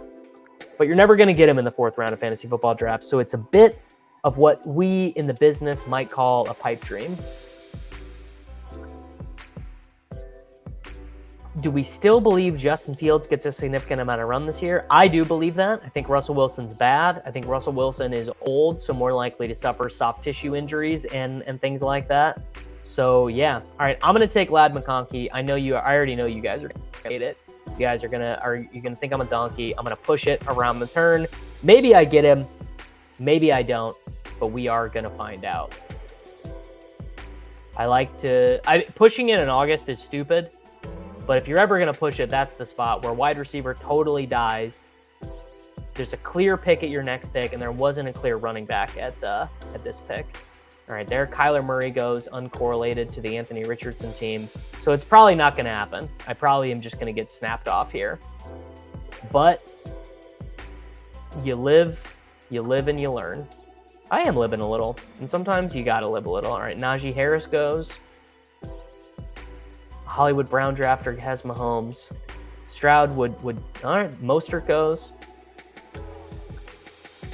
Ladd is the type of guy that everyone feels gross about and is the one you end up needing. I mean, I don't know if I like Ladd McConkey. I think the reason why everyone watching this would hate it would be because there's no reason to live so brazenly on the edge with CJ Stroud in the year of our Lord 2024. Also leaves you open to the auto drafter because he's at the top end of the queue. All right, Joe Burrow goes to the Brian Thomas Jr. That's a crazy one. Uncorrelated Joe Burrow. Interesting. All right, Jalen Warren goes. Najee Harris, drafter, maybe wanted him. Yeah, pushing it means trusting idiots in the room don't make dumb picks, right? Which is bad. Right, David Njoku goes. Bang! Guys, why were you worried? You thought I wasn't going to get double stacked at pick 90?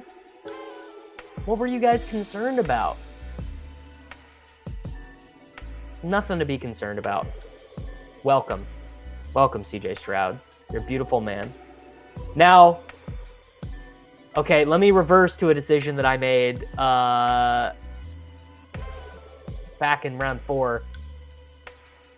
I probably that was stupid. I should have taken Mark Andrews instead of Trey McBride, right? For the correlation. I mean, not that I guess that's another spot to balance it out because I've got a bunch of Andrews. I've got 12.1%, $1,600 worth of Mark Andrews, and I am trying to build a bigger position on Trey McBride. Yeah, I guess that's true. A lot of unstacked Burrow teams, not that uncommon. Setting up the Yoshi stack. Also could set up the Chase Brown stack. Could set up the Zach Moss stack. You got Javonte Williams running back. I mean, I don't hate it. And picking at the turn is like, oh, it's you reach or whatever. Like either at the turn, you're either gobbling up all the value or you are super reaching. Yeah, positionally, I could have taken Sam McBride. I'm trying to build this position on McBride right now. DO720. Oh, damn, he did take who I wanted to take. All right, you guys want to talk about frickin' portfolio managed here. Chase Brown is not going to get back to me. You know what? This team is cooking. I'm taking Chase Brown. This team is absolutely cooking. I'm taking Chase Brown. I was about to diversify myself off the nuts right there. Okay, Joshua, here's the deal. Are you dead in the giveaway for Canada? Legally, yes. I'm not legally allowed to do giveaways in Canada. I chat GPT'd this. The sweepstakes laws in Canada are insane. Google them sometime. Google the sweepstakes laws in Canada. They're insane. What I will say is if you do enter and you're from Canada and you didn't realize that until later, I'll figure something out for you. I will try and figure something else out for you. But legally, I cannot just send you US dollars. So I am sorry, but I will figure something out. Thoughts on Bowers? He's a bargain. Dude is risky. Yeah, I mean, Brock Bowers probably, I mean, he's definitely my favorite tight end on the board. One of the 5 best picks on the board at this point. How many more BBMs until you are maxed? I believe 31. I believe 31 more Best Ball Mania drafts until I am maxed. The 6-7 turn in the one spot can make or break your draft wide receiver wise. Yeah, huge. Huge. I mean, the difference between getting Jefferson and getting Bijan at wide receiver is nuts. All right, we're running a little thin here at running back, so this is almost for sure going to be a 6 running back team. Now, you guys might be in the weeds enough to know this is a very okay. All right, there we go. This is a very annoying spot where when you do have Stroud or you do have Lamar. Okay, how many passes though? Because I took A.T. Perry's lower on Underdog and receptions. Sounds like I'm gonna miss. Okay, sounds like. All right, well, you know, you live and you learn. You live and you learn. Rico Dowdle was a very clutch pick there, though. Needed Rico to give a little bit of juice there. Bills one fan made a trade to trade away Cortland Sutton and James Cook for Garrett Wilson and Christian Watson. I mean, yeah, but who cares? Cortland Sutton is a 0. What? Cortland Sutton does not matter for fantasy football in 2024. When people tell me I'm faded for drafting Bowers early, my reply should be, I got you, bro. This is the Brock Bowers stat to end Brock Bowers stats. No one will ever tell me that Brock Bowers, you know, maybe you could make an argument that Kyle Pitts was an overrated prospect or whatever, but I'm not.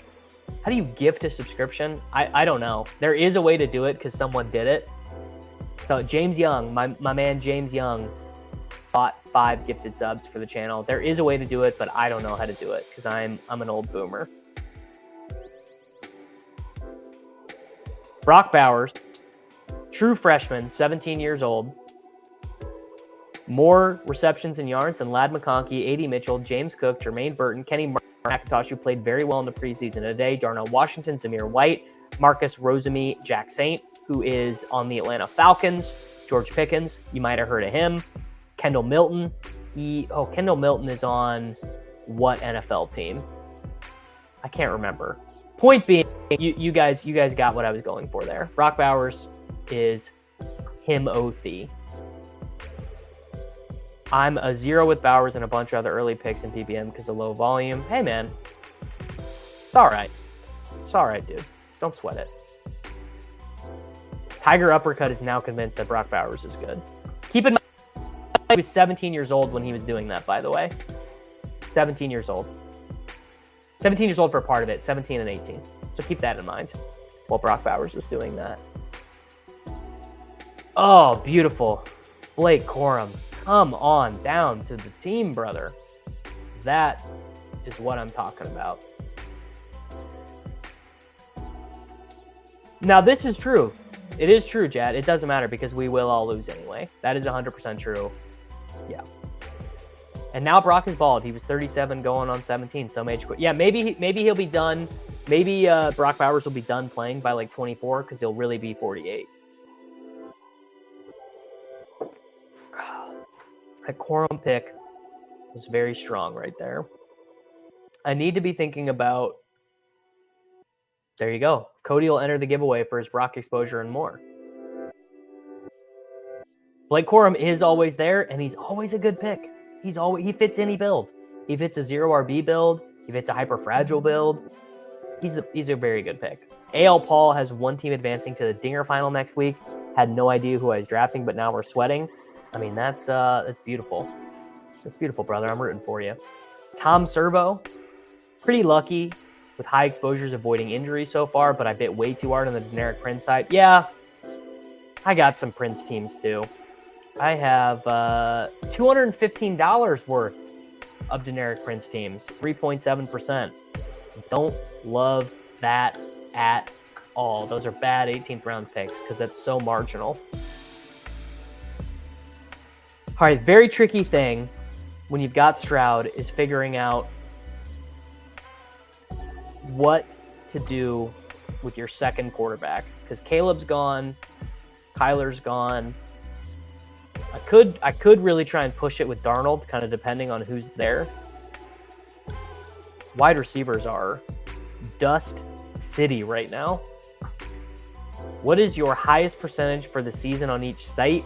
Taysom Hill on DraftKings. I've got 50% of Taysom Hill on DraftKings and Xavier Worthy on Underdog at 36%.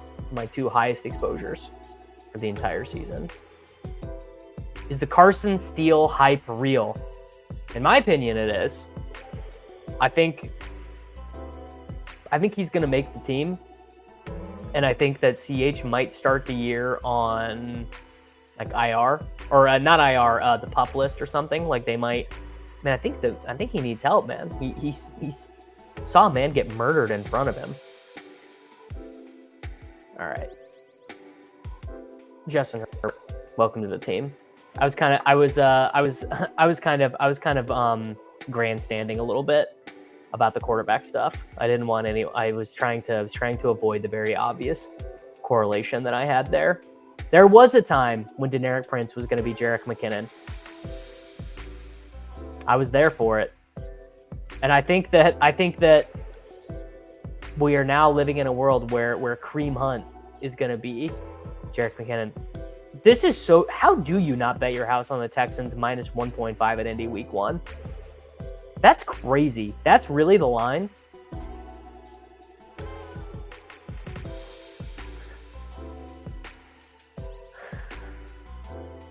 Oh, man. Whoa. Is that true?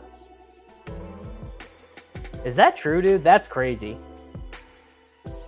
Yeah, I got the last year connection, the fake stack between Justin Herbert and Keenan Allen. It was a pretty good connection last year. I got Jordan Mason now over Eli Mitchell. Yeah, I mean, Steichen is a great coach. Steichen is a very good coach. I'm also not nearly as down on Anthony Richardson as everyone else is. I'm still pro Anthony Richardson, both for fantasy and for real NFL. Like I think there are some real outs there. That's crazy, dude. Imagine how you would feel about that. Imagine how you would feel if you got robbed and killed the robber. That's crazy. Which would give some real explanation for why the PTSD stuff is so real. So shout out to Clyde, man. I hope that he gets feeling better. I hope that he gets the help that he needs. And I really hope that the Kansas City Chiefs help facilitate that and are not an impediment to that process for him. Because Lord knows the Kansas City Chiefs have done their share of allowing real dickheads to run around the community. Are you stacking Taysom Hill on DK or playing him naked? I'm just taking Taysom Hill. I mean, I guess you could take him with Carr, but what's the point? What are you hoping for? I'm just straight taking him. In Dynasty, Adam just traded J.J. McCarthy, Javon Baker, and a third for Geno Smith and Devontae Adams. Crazy. How'd you get that accepted? I mean, I don't know. Maybe he's the world's foremost Javon Baker bull. Why is best ball so wide receiver hungry? It's like the same thing as basketball. 3 is more than 2. So you start 3 wide receivers and a flex and only 2 running backs, and wide receivers score more points than running backs, and they especially score more points when you don't have to decide when to start them. Wow, insight. I'd probably suffer from cyclical vomiting syndrome, which is what causes IR stints. He can't stop vomiting due to PTSD and gets hospital admitted due to dehydration. That is fucked up. Damn, I feel very bad for Clyde Edwards-Helaire. That is, that sucks, dude. That really sucks. I hope that, I really hope he gets the help he needs. That's brutal, dude. Cody Fisher just put 2.5 units on Texans 1.5. Like, yeah, I probably won't. All right, here's someone I never take. I'm going to take Dalton Schultz. Like 15 spots after ADP. Correlated, obviously. Texans super giga mega stack. There wasn't enough wide receiver that I wanted there. Feeling good about running back. All this in a recent Athletic article. All right. Do you think Jacobs could kill you in the playoff weeks for not taking him? Not really. I don't really. That would be crazy. Of all the guys to kill me, I don't really spend much time worried about Josh Jacobs at all. I think Josh Jacobs is a really average NFL rusher, and maybe even a below. No, he's probably an average NFL rusher. And they drafted Marshawn Lloyd. This Emmanuel Wilson kid has been running pretty good. Also, something I've just been thinking recently is that doesn't it seem that the Packers could be one of the teams that just flip the switch and just decide, why would we not have like a 7% pass rate over expected? Like, why would we not be the 4th team in the NFL with pass rate over expected? We got all these wide receivers. We got these tight ends. Why would we not? That feels like the move to me. That definitely feels like the move to me.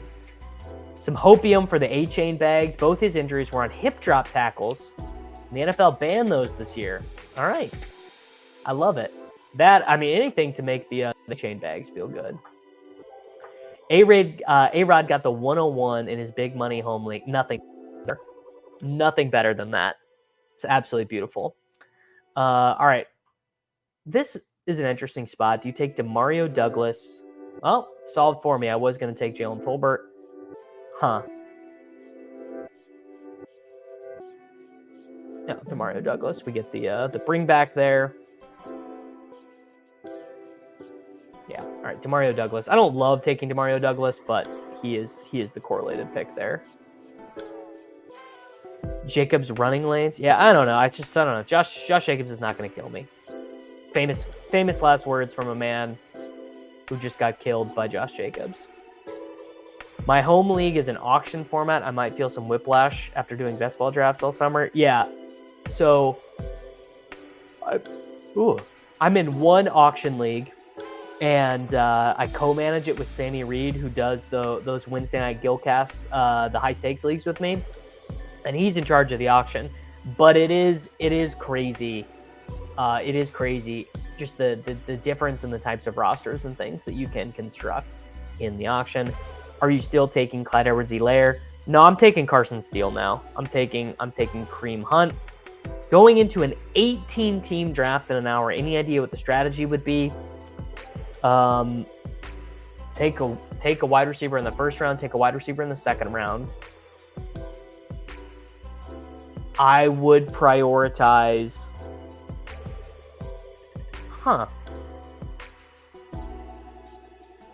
I guess, what position do you... I would build your draft backwards.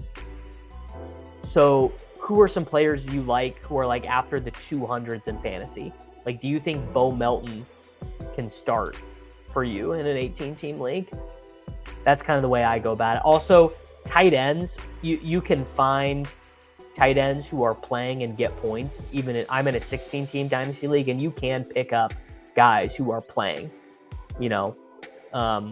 so I think I would go in that direction. Best advice for the slow draft bros with lots going in the much shorter windows now. I mean, number one advice is just set a timer to check in on them, like every 3 hours and 45 minutes. Let me make my pick here real quick. I'm going to do Kamani Vidal for the correlation. running back room of James Cook, Chase Brown, Rico Dowdle, Blake Corum, Kamani Vidal. Set a timer, and you need to, if you really care about yourself and you really want to set yourself up for success, you will star guys. So you'll go in to a draft. Oh, I'm in the 13th round of this puppy. I've got a CJ Stroud stack going. So let me star Rashad Bateman for a bring back next. Or I need a running back, so let me star the running back I want to take next. That will save you a lot of time and a lot of heartbreak. Derrick Henry ADP is just disrespectful. In what direction? It's too high or it's too low? I think it's too high. Is that disrespectful? Maybe it is. Long Boy Frank. Dudes love saying hell yeah. Stoic says he thinks the route tree is going to grow for Pop Douglas this year. He was open all the time on deep routes last year, and Mac just couldn't hit him. I mean, I think that's probably true for all these dudes. I think for every for every Patriots guy, the route tree is going to expand because Mac Jones stinks, and our dude Drake May can make all the throws. So that's a pretty big discrepancy there. All right. Another wide receiver coming up next. Don't really have to take a correlated one. Just take whoever I want. Yeah, this is the move. There's just no downside or risk for starting players you might want later. That's definitely what I do. Even 16 teams can completely kill you at quarterback. That's true. There'll be no one available on the waiver wire at quarterback. That is definitely true. Okay, wide receiver.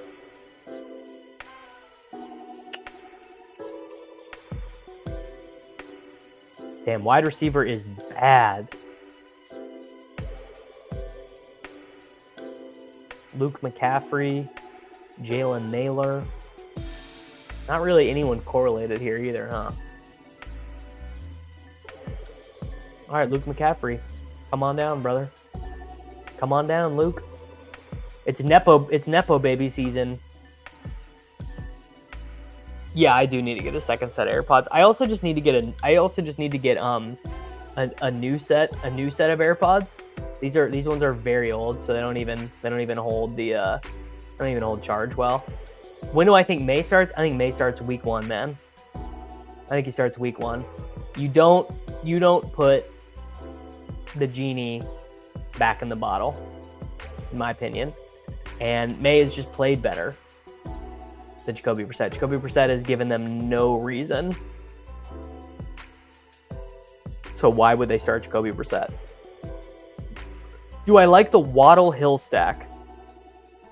No, I don't really. I like Waddle and A-Chain together or Hill and A-Chain together, but I think the Waddle and Hill are I think I would guess they are negatively correlated at a single week level.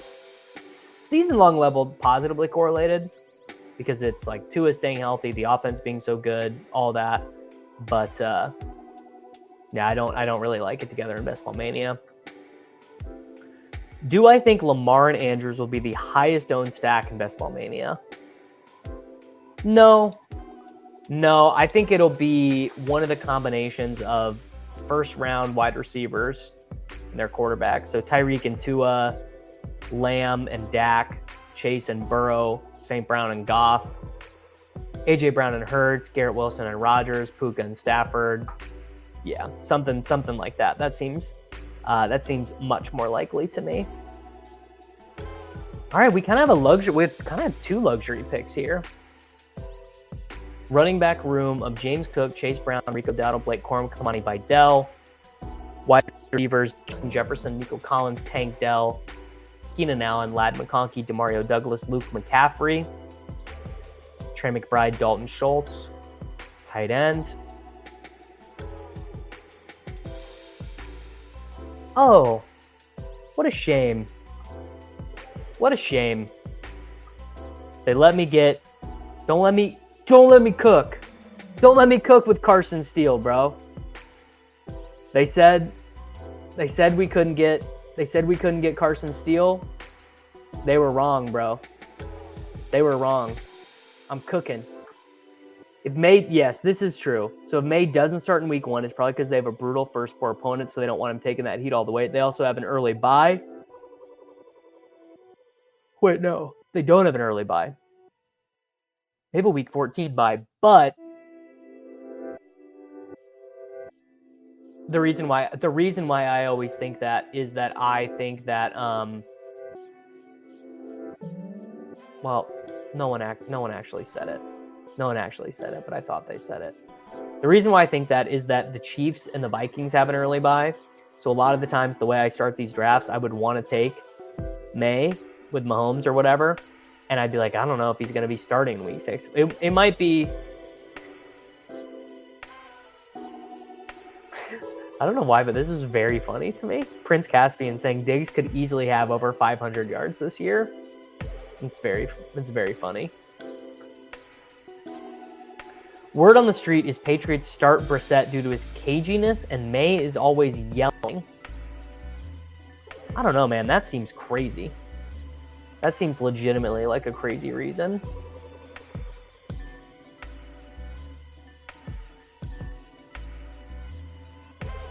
All right. We got to figure out. You guys start naming round 18 wide receivers. Start naming round 18 wide receivers right now. Start naming round 18 wide receivers. Because I don't know if I want to do back-to-back Malik Washington. I'm gonna star Malik Washington, Burks, Devontae Walker, Bo Melton, Kendrick Bourne, Noah Brown, KJ Osborne, Tyquan Thornton, Tim Patrick. Immediately no. Immediately no on Tim Patrick. Who said Tim Patrick? The Rams guy? The Rams guy's gone. You know what? I want it, so I'm doing it. Trey Tucker is my favorite. Oh, you guys saw that. I clicked it. I clicked draft on Trey Tucker, and it gave me Malik Washington. I clicked draft on Malik Washington, and it gave me Parker Washington. That's fucked up. I guess we did do back-to-back Malik Washington.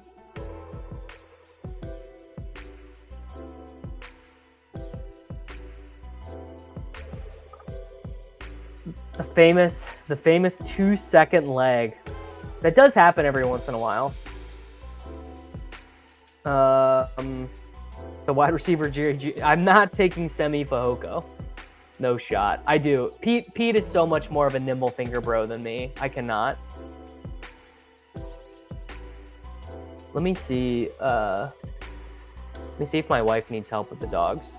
And if she does, or if we got something going on, I'm going to leave soon.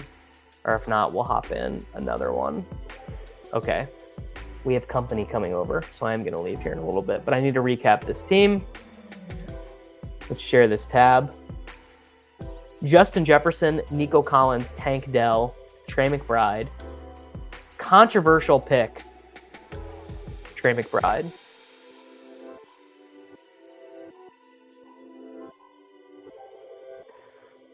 Controversial pick, Trey McBride, but I feel very good about it.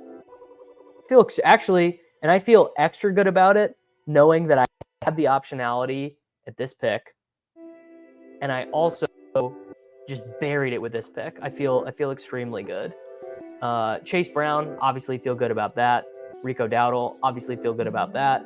Blake Corum, obviously feel good about that. Correlates with the McBride pick. Herbert and Ladd, it's exactly why I took Ladd, and it's why I pushed Stroud. I know Ball. Dalton Schultz, great. Tomorrow Douglas, I'm not gonna lie, I did want Jalen Tolbert. I would have preferred Jalen Tolbert here, KJ Osborne here. Vidal and Herbert. McCaffrey, totally uncorrelated, just a Nepo baby pick. Carson Steele, doing it for the memes. Your thumbnail should be, you won't believe where McBride went. Get those clicks. No, my thumbnail should be, you can't believe where CJ Stroud went.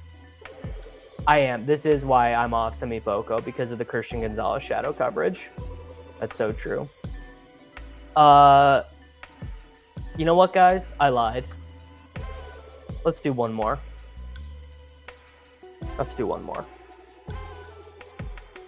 One more. Aren't you worried? I'm always worried. Man. McBride won't get as many targets as the back end of last season.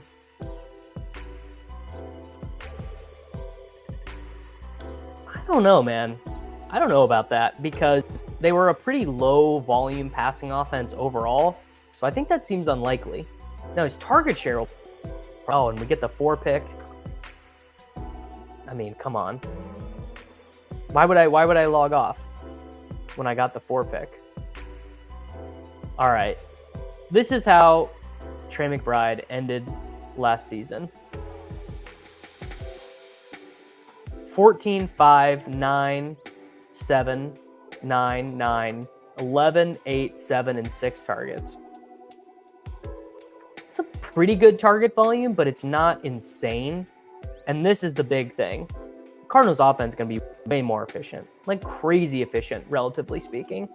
Like these Arizona games to start the year last year were so bad. Do you guys remember watching these games? Commanders, Giants. This game sucked ass. This game was brutal to watch. It's just all James Conner. Rondale Moore had 3 for 54 and 1 as a rusher. It's crazy.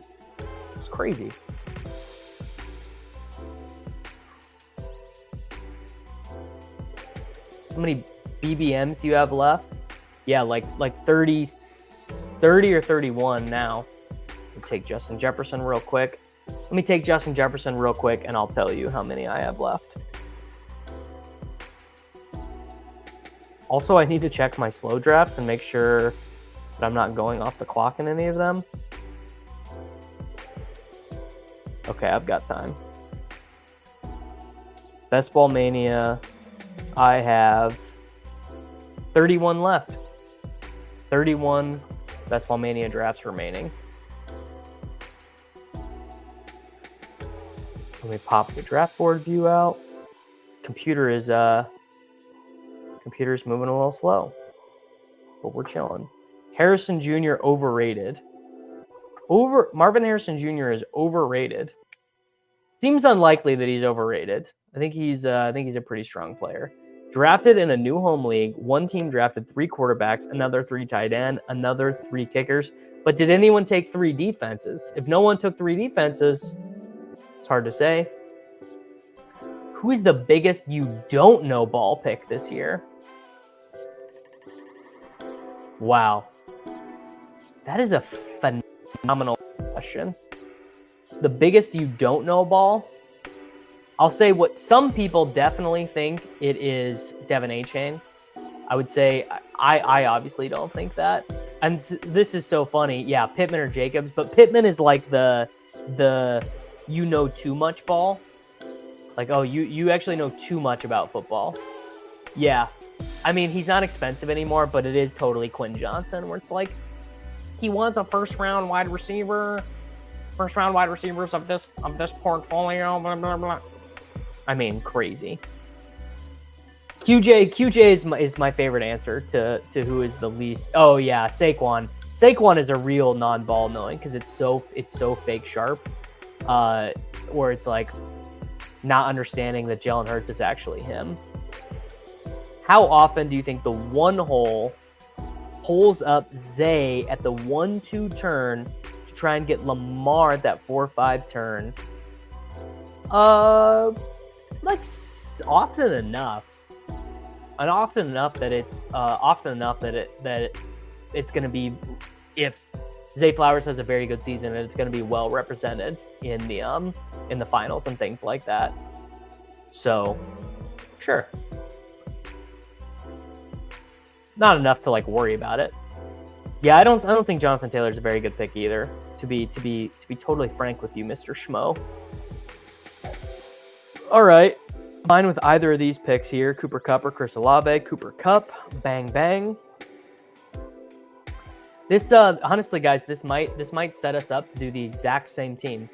I might run the exact same team back. I might take Trey McBride at 45 again, and then try and push Stroud around again. Oh, here you go. Demarcus Robinson is the least ball knowing pick because it shows that you didn't watch football at all. It actually does go to show you've just never watched competitive football, and you think football is as simple as, oh, Demarcus Robinson has this theoretically good role on the Los Angeles Rams. Ron Hahn, there you go, man. You solved it. The number one. Daniel Jones. Instead of the Truth Serum video, you should make this You Don't Know Ball video. Could be good. All right, DJ Moore, welcome to the team, brother. So we did Justin Jefferson, Nico last time. We got Justin Jefferson, Cooper Kupp, DJ Moore this time. Great start. Hey, man, I like Demarcus Robinson. Demarcus Robinson was a Kansas City Chief. By all accounts, he was well liked in the Kansas City Chiefs locker room. He was a Super Bowl champion with the Kansas City Chiefs. He contributed to the Kansas City Chiefs. So I got no issues with Demarcus Robinson. Yeah. Okay. You know what, Jay Strez? I'm literally gonna message this right now. I'm gonna copy and paste your message to Zach Lanners, and we are gonna make that video because it's so goddamn funny. Caleb or Purdy? What are my other contingent variables? What else is going on? Is this best ball? Is this managed? Do you have Roma Dunze? Do you have Debo? I need more context. Looking forward to the fantasy feud. Sounds like it will be fun. Oh yeah, the randomizer. It's gonna be incredible.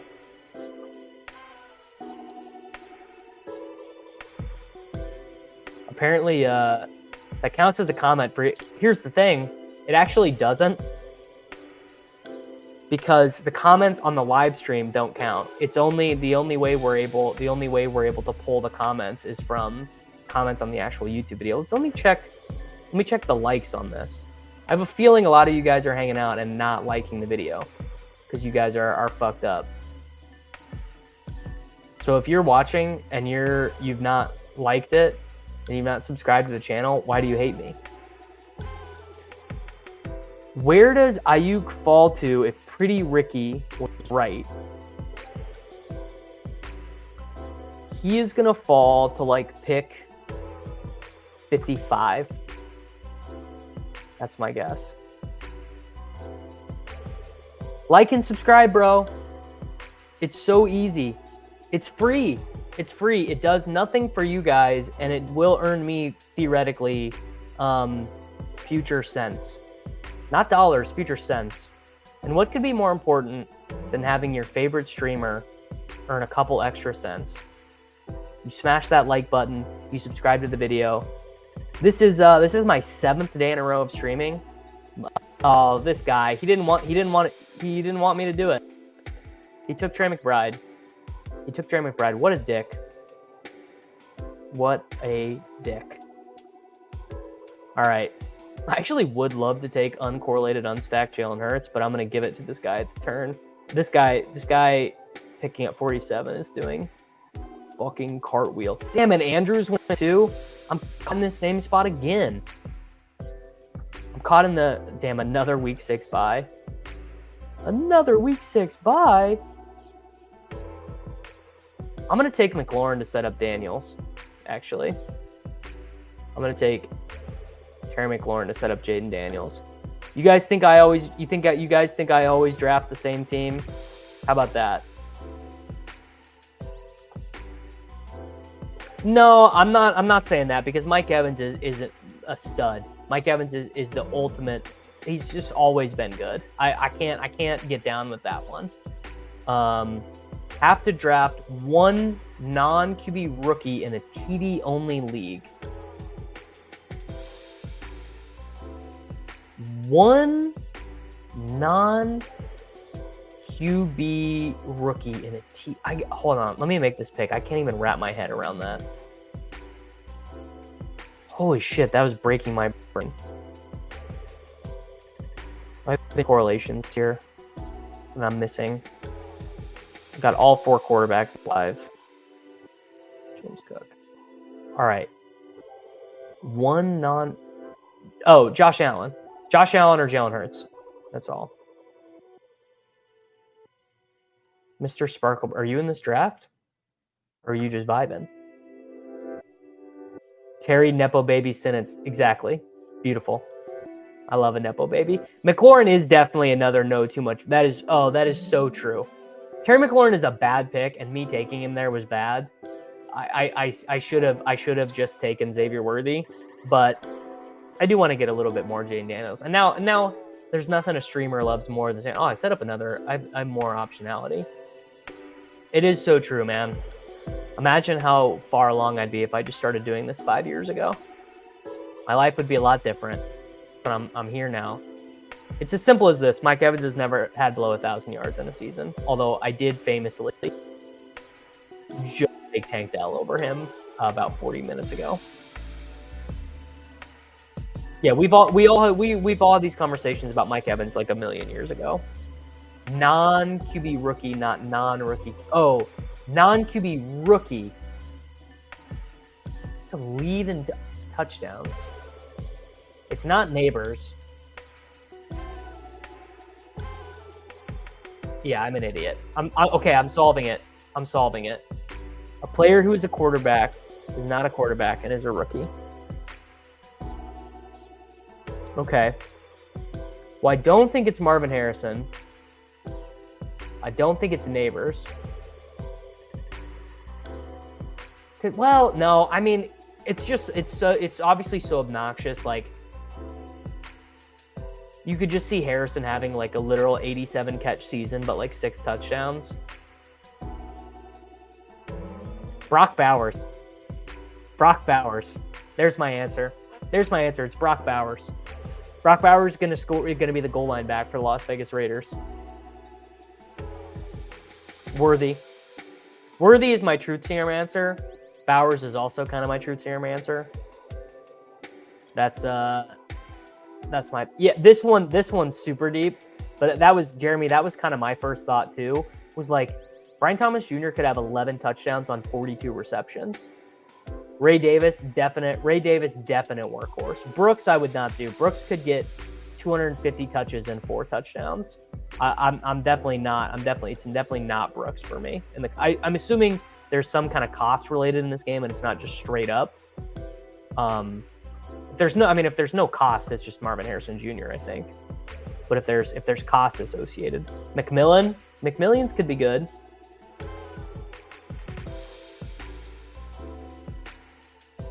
McMillions, I like. All right, Steel Cat. Is this Carson Steele? Are we drafting with Carson Steele right now?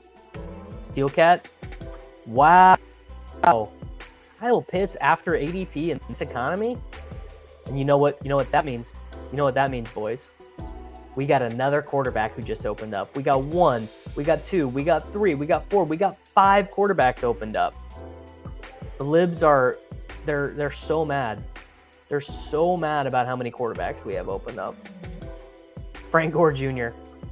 Imagine Frank Gore Jr. makes the roster over Ty Johnson based on that preseason game. That would be very funny. I did want to try and get Kenneth Walker there. Was not meant to be. All right, we'll do James Conner here as the correlated pick to Cooper Kupp, although I think we all know he's not going to be there in Week 17, but there we go. All right, through 7 rounds. Justin Jefferson, Cooper Kupp, DJ Moore, Terry McLaurin, James Cook, Kyle Pitts, James Conner. We've got 1, 2, 3, 4, 5 quarterbacks live. Probably a 3-quarterback team, probably a 3-quarterback, 2 tight end team. We'll see.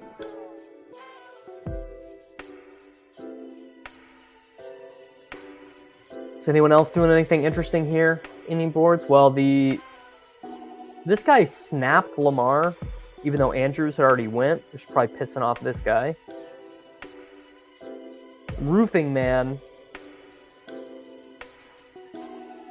Roofing Man did Stroud at 61 with Diggs. Well, where did the other Houston guys go? Nico, Tank. Mixon hasn't even gone yet. Oh no, Mixon's right there. Huh. I don't love that. I don't love that. JSN goes too high, or am I tripping? You know, I've been having this conversation with myself, Hartman. I've been taking him. I've been moving him up my rankings based on the preseason usage. I don't know if you saw that catch yesterday. Based on just like the general vibes in Seattle seem very good.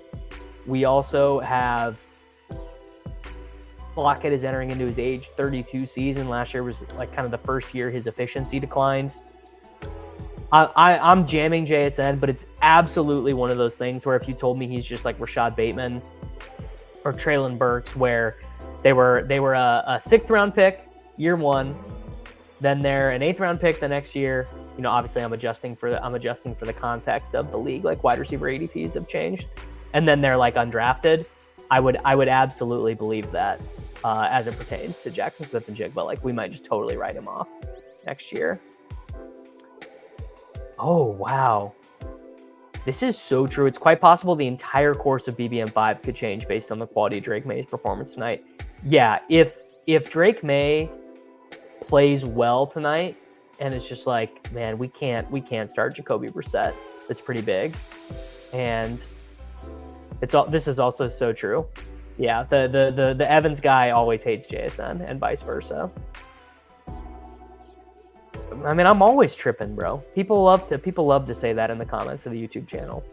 I also think JSN could have a better year than DK, but I'm also a slappy. And slappies are a slappy too. All right. Up in 4 picks. The queue is looking pretty good. Oh, wow. 24% Drake May and BBM5. I am praying for you. I'm praying for you because I think I'm like 18% Drake May. And that would be a bad 0. It would be a bad 0 to take. Does Cousins last the year as the starter? Yeah, Cousins last the year as the starter. He's making a ton of money. The division is terrible. I'll take Jalen Warren here. The hamstring stuff seems to no longer be much of a concern. He did a report with the Pittsburgh Gazette or whatever and was like, oh yeah, if this was the regular season, I'd be playing. Yeah, all 4 winners of Best Ball Mania have max 150 entered. But the guy who finished second one year just drafted 1 team. So, you know, the bounce of an oblong leather ball can really go one way or the other. 31% Drake, 29% JSN is incredibly alpha. I have to show you guys how woke I am to the Tony Pollard performance from today. Tony Pollard, come on down. Probably not enough wide receivers. I probably needed another wide receiver, but Jaden Daniels went. Oh, shit. I just fucked up. Damn, I really did fuck up. I really needed to take Caleb Williams there.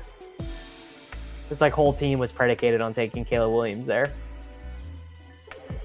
Idiot. Davis, you're an idiot. That's why I always roll my eyes at BBM for saying it doesn't matter. Well, yeah, of course it does. Every entry that you do in a contest is going to increase your odds of winning it. That is just... Liam didn't max. Huh, is it possible? What am I doing, man? What am I doing not taking Caleb Williams there? Next time, you might want to star the players that you need to pick in the future.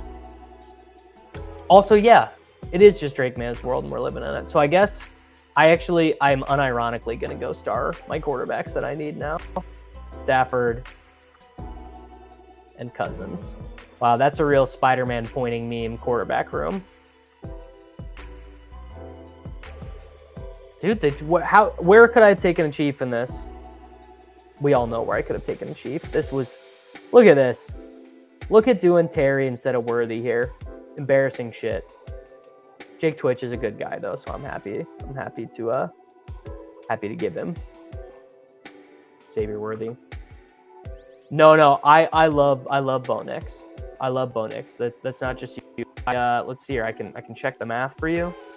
I got 11% Bo Nix, $1,600 worth, and I've got 16.4%, but only $958 worth of Nix. I think they're both great players. The only difference between the Jets and the Falcons is Pitts versus Mike Williams. Sure. Okay. I'm not worried about bye weeks in round 4. The thing with the bye weeks is I know who I like later in the draft, and the week 6 bye stuff really comes back to bite me, specifically based on the players and the teams that I really like to target. So I do have to think about that early. No, the Drake May hype is very real. It's very real, dude. You need to get woke. You need to leave your little echo chamber. It's very real out there. The May hype it's live.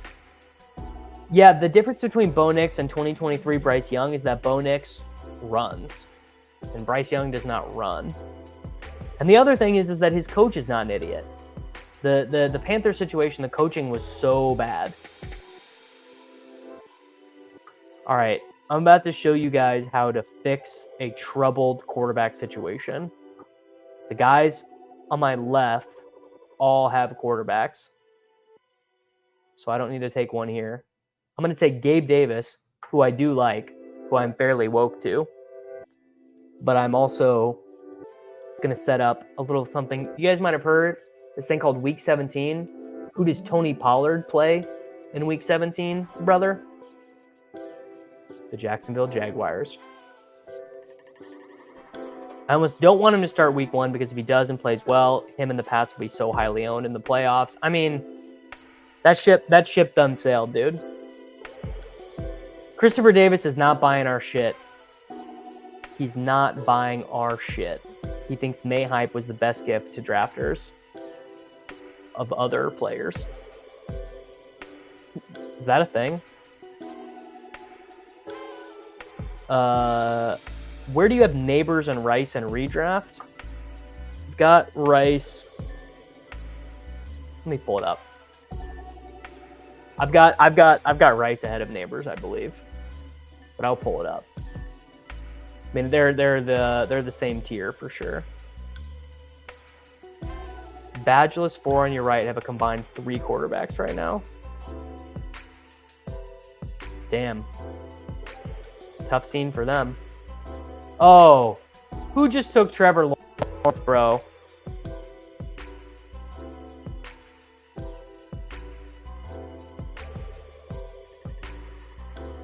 That is dastardly.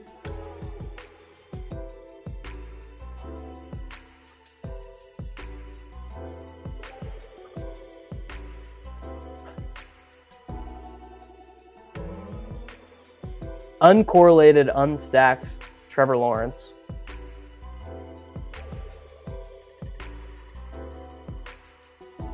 Uncorrelated, unstacked Trevor Lawrence.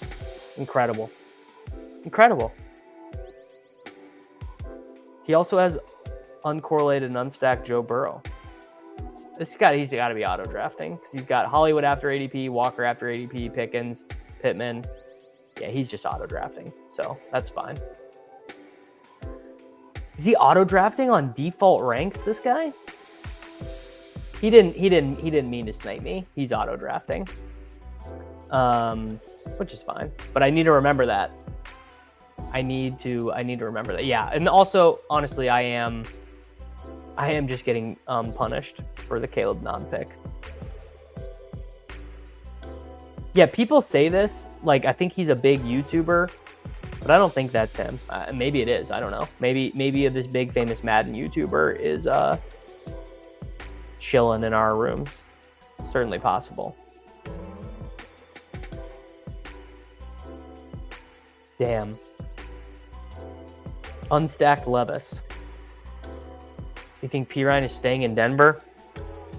If Samaj Pirine is staying in Denver, I need to roll back everything that I've done for the last 3 months. Like Jaleel McLaughlin is so dead. And honestly, Estime is pretty dead as well. So I really hope that's not the case. Yeah.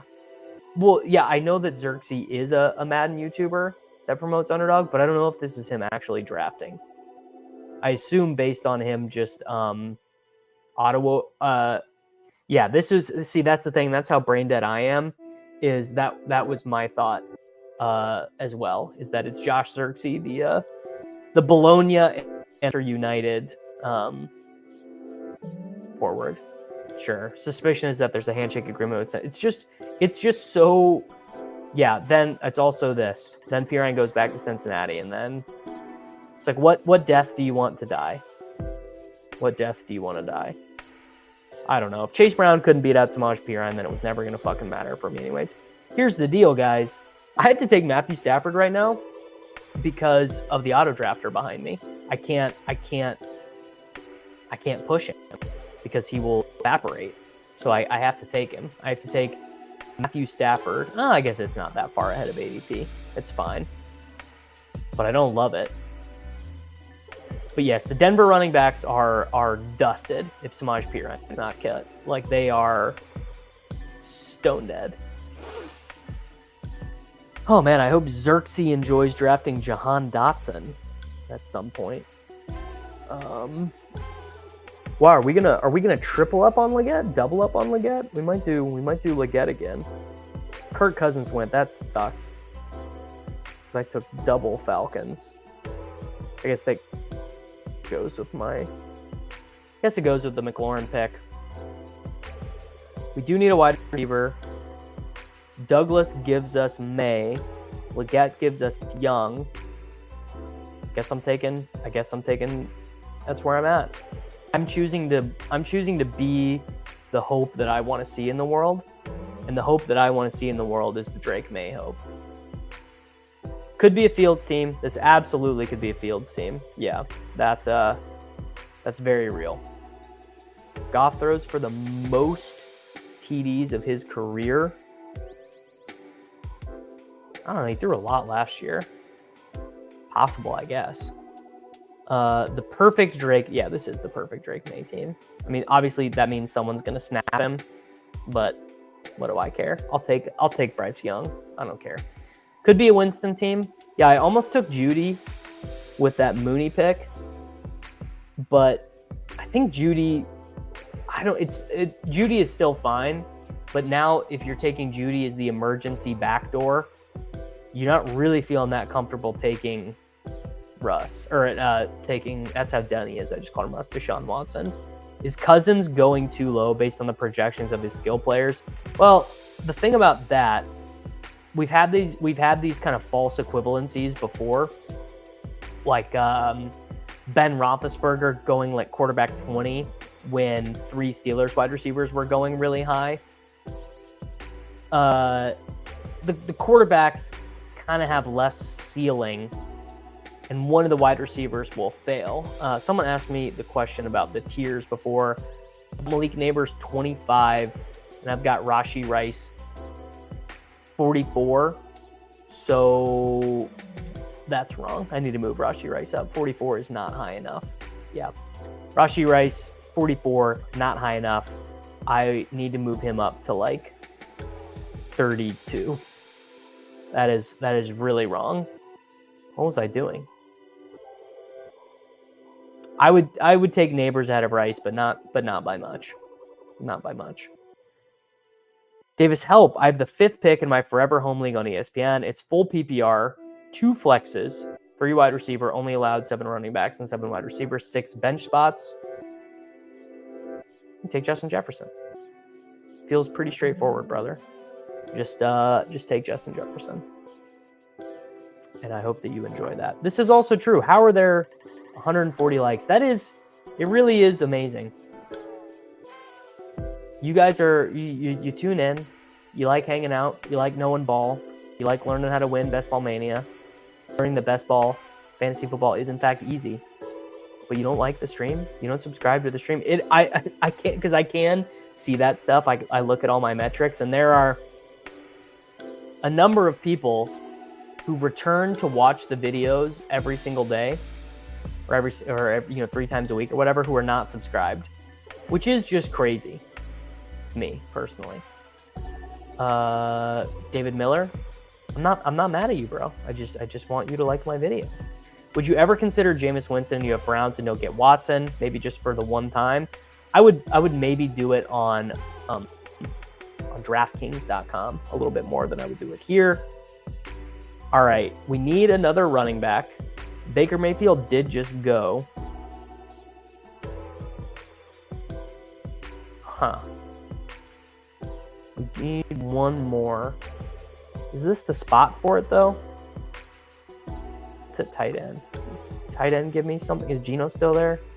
Geno is still there, so I'm going to take Noah Fant. Noah Fant, welcome to the team.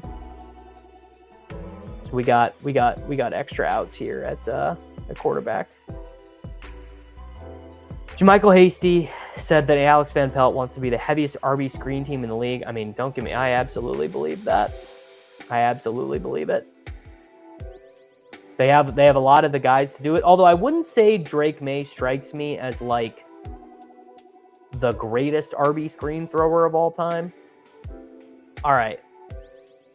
That in the chat, though, did just make me want to take Antonio Gibson. But I'm not going, well, what do I do? I don't actually know what to do. Gibson gives me another running back.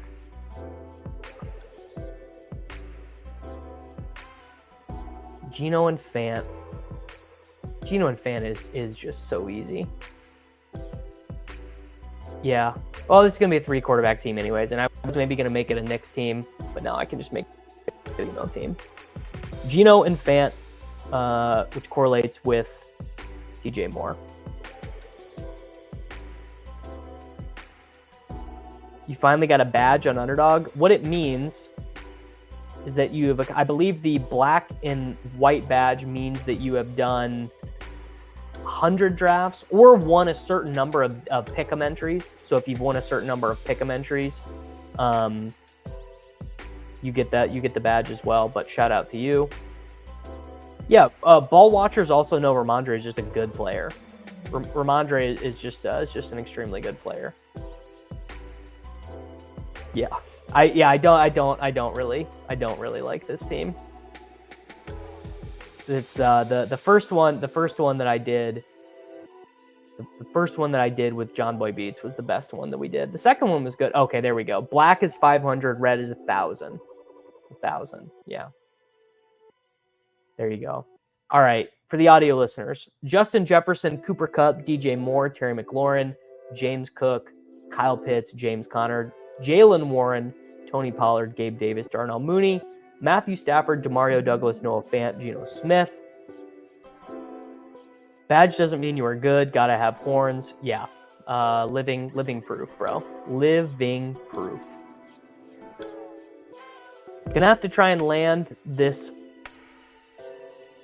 I could maybe even be a 6 running back team. I don't know. No, probably don't have the luxury. May, Fields. Knicks is gone. Where did Knicks go? Knicks just went, pick 179. So people are not fucking around with quarterbacks here. Xerxes was just in his lobby, and they auto-drafted a 1962. Okay, so he's just auto-drafting.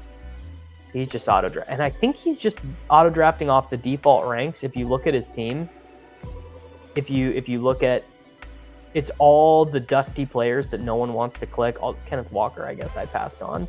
But other than that, it's like literally all Barkley, no one wants to click. Ayuk, no one wants. It's all guys no one wants to click. So I think he's auto drafting off default ranks. So I guess he's out. Maybe contractually he has to max enter Best Ball Mania or something. What's your favorite book as it pertains to being a metaphor for fantasy football? I've never been asked such a question. The Sun Also Rises by Ernest Hemingway.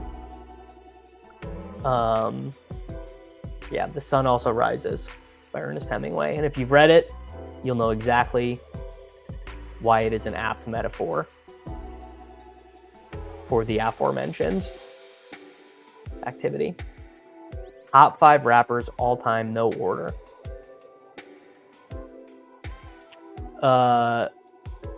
Biggie, Jay-Z, Mac Miller, Kendrick,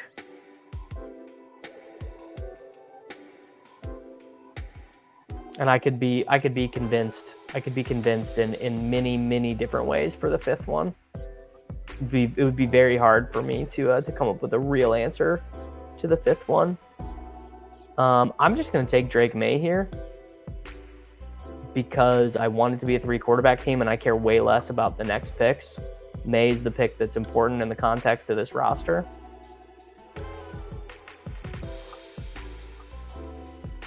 Drake May, welcome to the team. That is not a Zoomer answer. Everything I just said is not a Zoomer answer. That is an incredible, I guess it wouldn't be ball knowledge. That is an incredible vinyl knowledge answer. I was trying to think of for the fifth, like who my favorite member of the Wu-Tang Clan would be. My favorite individual project from any of the Wu-Tang Clan people is Liquid Swords, but GZA's other solo albums were not nearly as good to me personally. Liquid Swords, yeah. Okay, this is probably Nas is probably the answer to fifth. And I do like New York rap more than I like West Coast rap personally. It's just my opinion, but I obviously like it both. Yeah, RZA, and he wrote a bunch of the songs too. He was kind of the engine, if you will. I'm like unironically about to take Carson Steele in the 17th round. Like sometimes it's ironic, but I'm about to take him for real right now. Carson Steele, come on down, pick 196.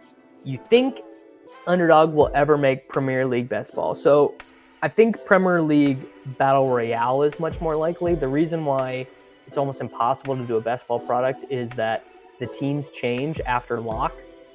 So as of right now, Premier League teams, they've already played 2 games, but they can go add someone. They could be like, oh, actually we want, I don't know, my brain's not working right now. We want this Argentinian midfielder who's playing in Italy, and they can just go get him. You can just pay for him, and so that would make the player pool crazy. And also, it's hard because soccer has like no off season. Soccer has like absolutely no off season. Like these guys who were at the Euros, they got like 3 weeks off. So when would you draft it? Like you'd be drafting it during the Euros, or you'd be drafting it during whatever the summer tournament is. Like these guys like literally are not playing.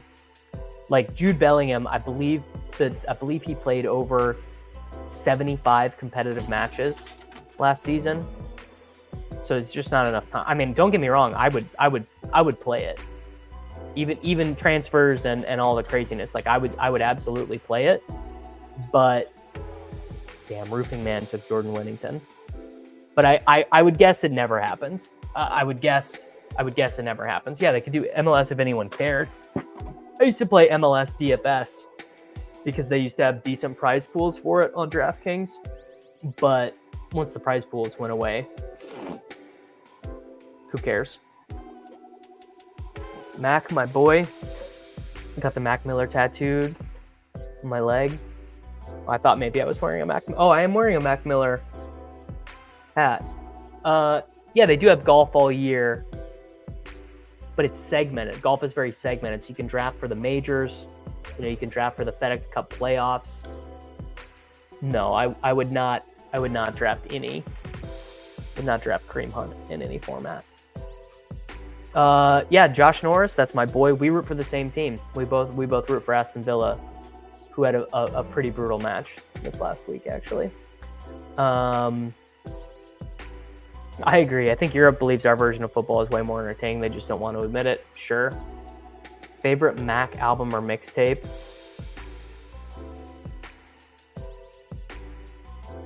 Honestly, it's very hard to say. Swimming. It's got to be swimming. Swimming is perfect. Top to bottom. All right, let's land this one.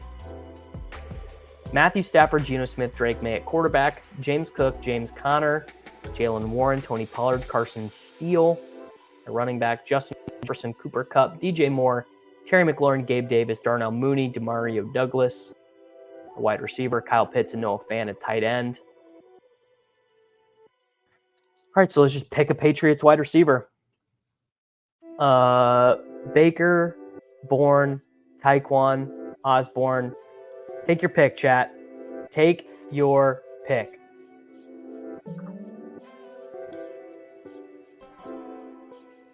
Who do we do? Baker, Bourne, Tyquan, Osborne. Baker definitely is the one that I've got the most of. It's going to be Kendrick Bourne. Pierce. No, we took Kendrick Bourne. I've got way too much Javon Baker. Crazy amounts of Javon Baker for what he projects to be. All right, let's wrap this one up. Justin Jefferson, Cooper Kupp, DJ Moore, Terry McLaurin. This was a coward's pick. If I would have realized this guy was auto-drafting, I maybe would not have done this because it's just harder to set up quarterbacks when someone's auto-drafting. Like push things or think about it. You need to think about what is happening in the room. McLaurin should have been Worthy. Cook, I think, was a good pick. It's just a good spot to pick him. When Worthy's gone and all the tight ends are gone, that's just God telling you it's time to get some exposure to James Cook. Kyle Pitts way after ADP. Love that. Still back in on Pitts. Kyle Pitts' name was not Kyle Pitts. If Kyle Pitts had a different name and we didn't have the psychological baggage, he would go where these guys go. He would go where Mark Andrews, Trey McBride, and Sam Laporta go. Connor, just an easy value pick. Jalen Warren, feeling less worried about the hamstring. Pollard, I just am like trying to balance my range on him a little bit, where previously I was taking Chase Brown 100% of the time over Tony Pollard, starting to mix that out now. So I took Gabe Davis to try and set up Trevor Lawrence, not realizing this guy was auto-drafting. I still probably would have taken him, but maybe I would have taken, taking Lawrence first doesn't do anything. I took Mooney, trying to set up Cousins. Cousins went at pick 136 to, I'm assuming, the Drake London drafter. Correct. Well, that's the risk you take. I did take Stafford. I took Demario Douglas to set up May. I took Noah Fant to set up Geno. Took Geno. Took Drake May. Took Carson Steele. Took Kendrick Bourne. Very much looking forward to this You Don't Know Ball video. Could also be a weekly DFS bit at the end of a video. Don't get your hopes up too high. Don't get your hopes up too high because it could be bad or it could be Wednesday and I could feel like I can't breathe and don't have enough time to do an edited video. But I promise you, I will work on something like that. Malik Washington, great pick. All right, guys, that is going to do it for me here today. You got 3 drafts in, 2.5 hours, feeling pretty good about it. If you are not already subscribed to the channel or liking the channel, liking the videos, please like the videos. Please subscribe. Don't forget about the giveaway. Every comment on these videos, every time you comment, it's one entry into the biggest giveaway in fantasy football history. You do not want to miss the biggest giveaway in fantasy football history. And also, consider subscribing to patreon.com/takecast or becoming a YouTube member. If you're a YouTube member, you can get in the Discord. If you subscribe to patreon.com/takecast, you get in that same aforementioned Discord, but you also get to access all my premium fantasy football content, rankings, and all of that great stuff. Everyone, thank you for hanging out. Thanks for being here with me. I'm going to get out of here, and I will see you guys back tomorrow morning before we do ADP chasing. Have a great day.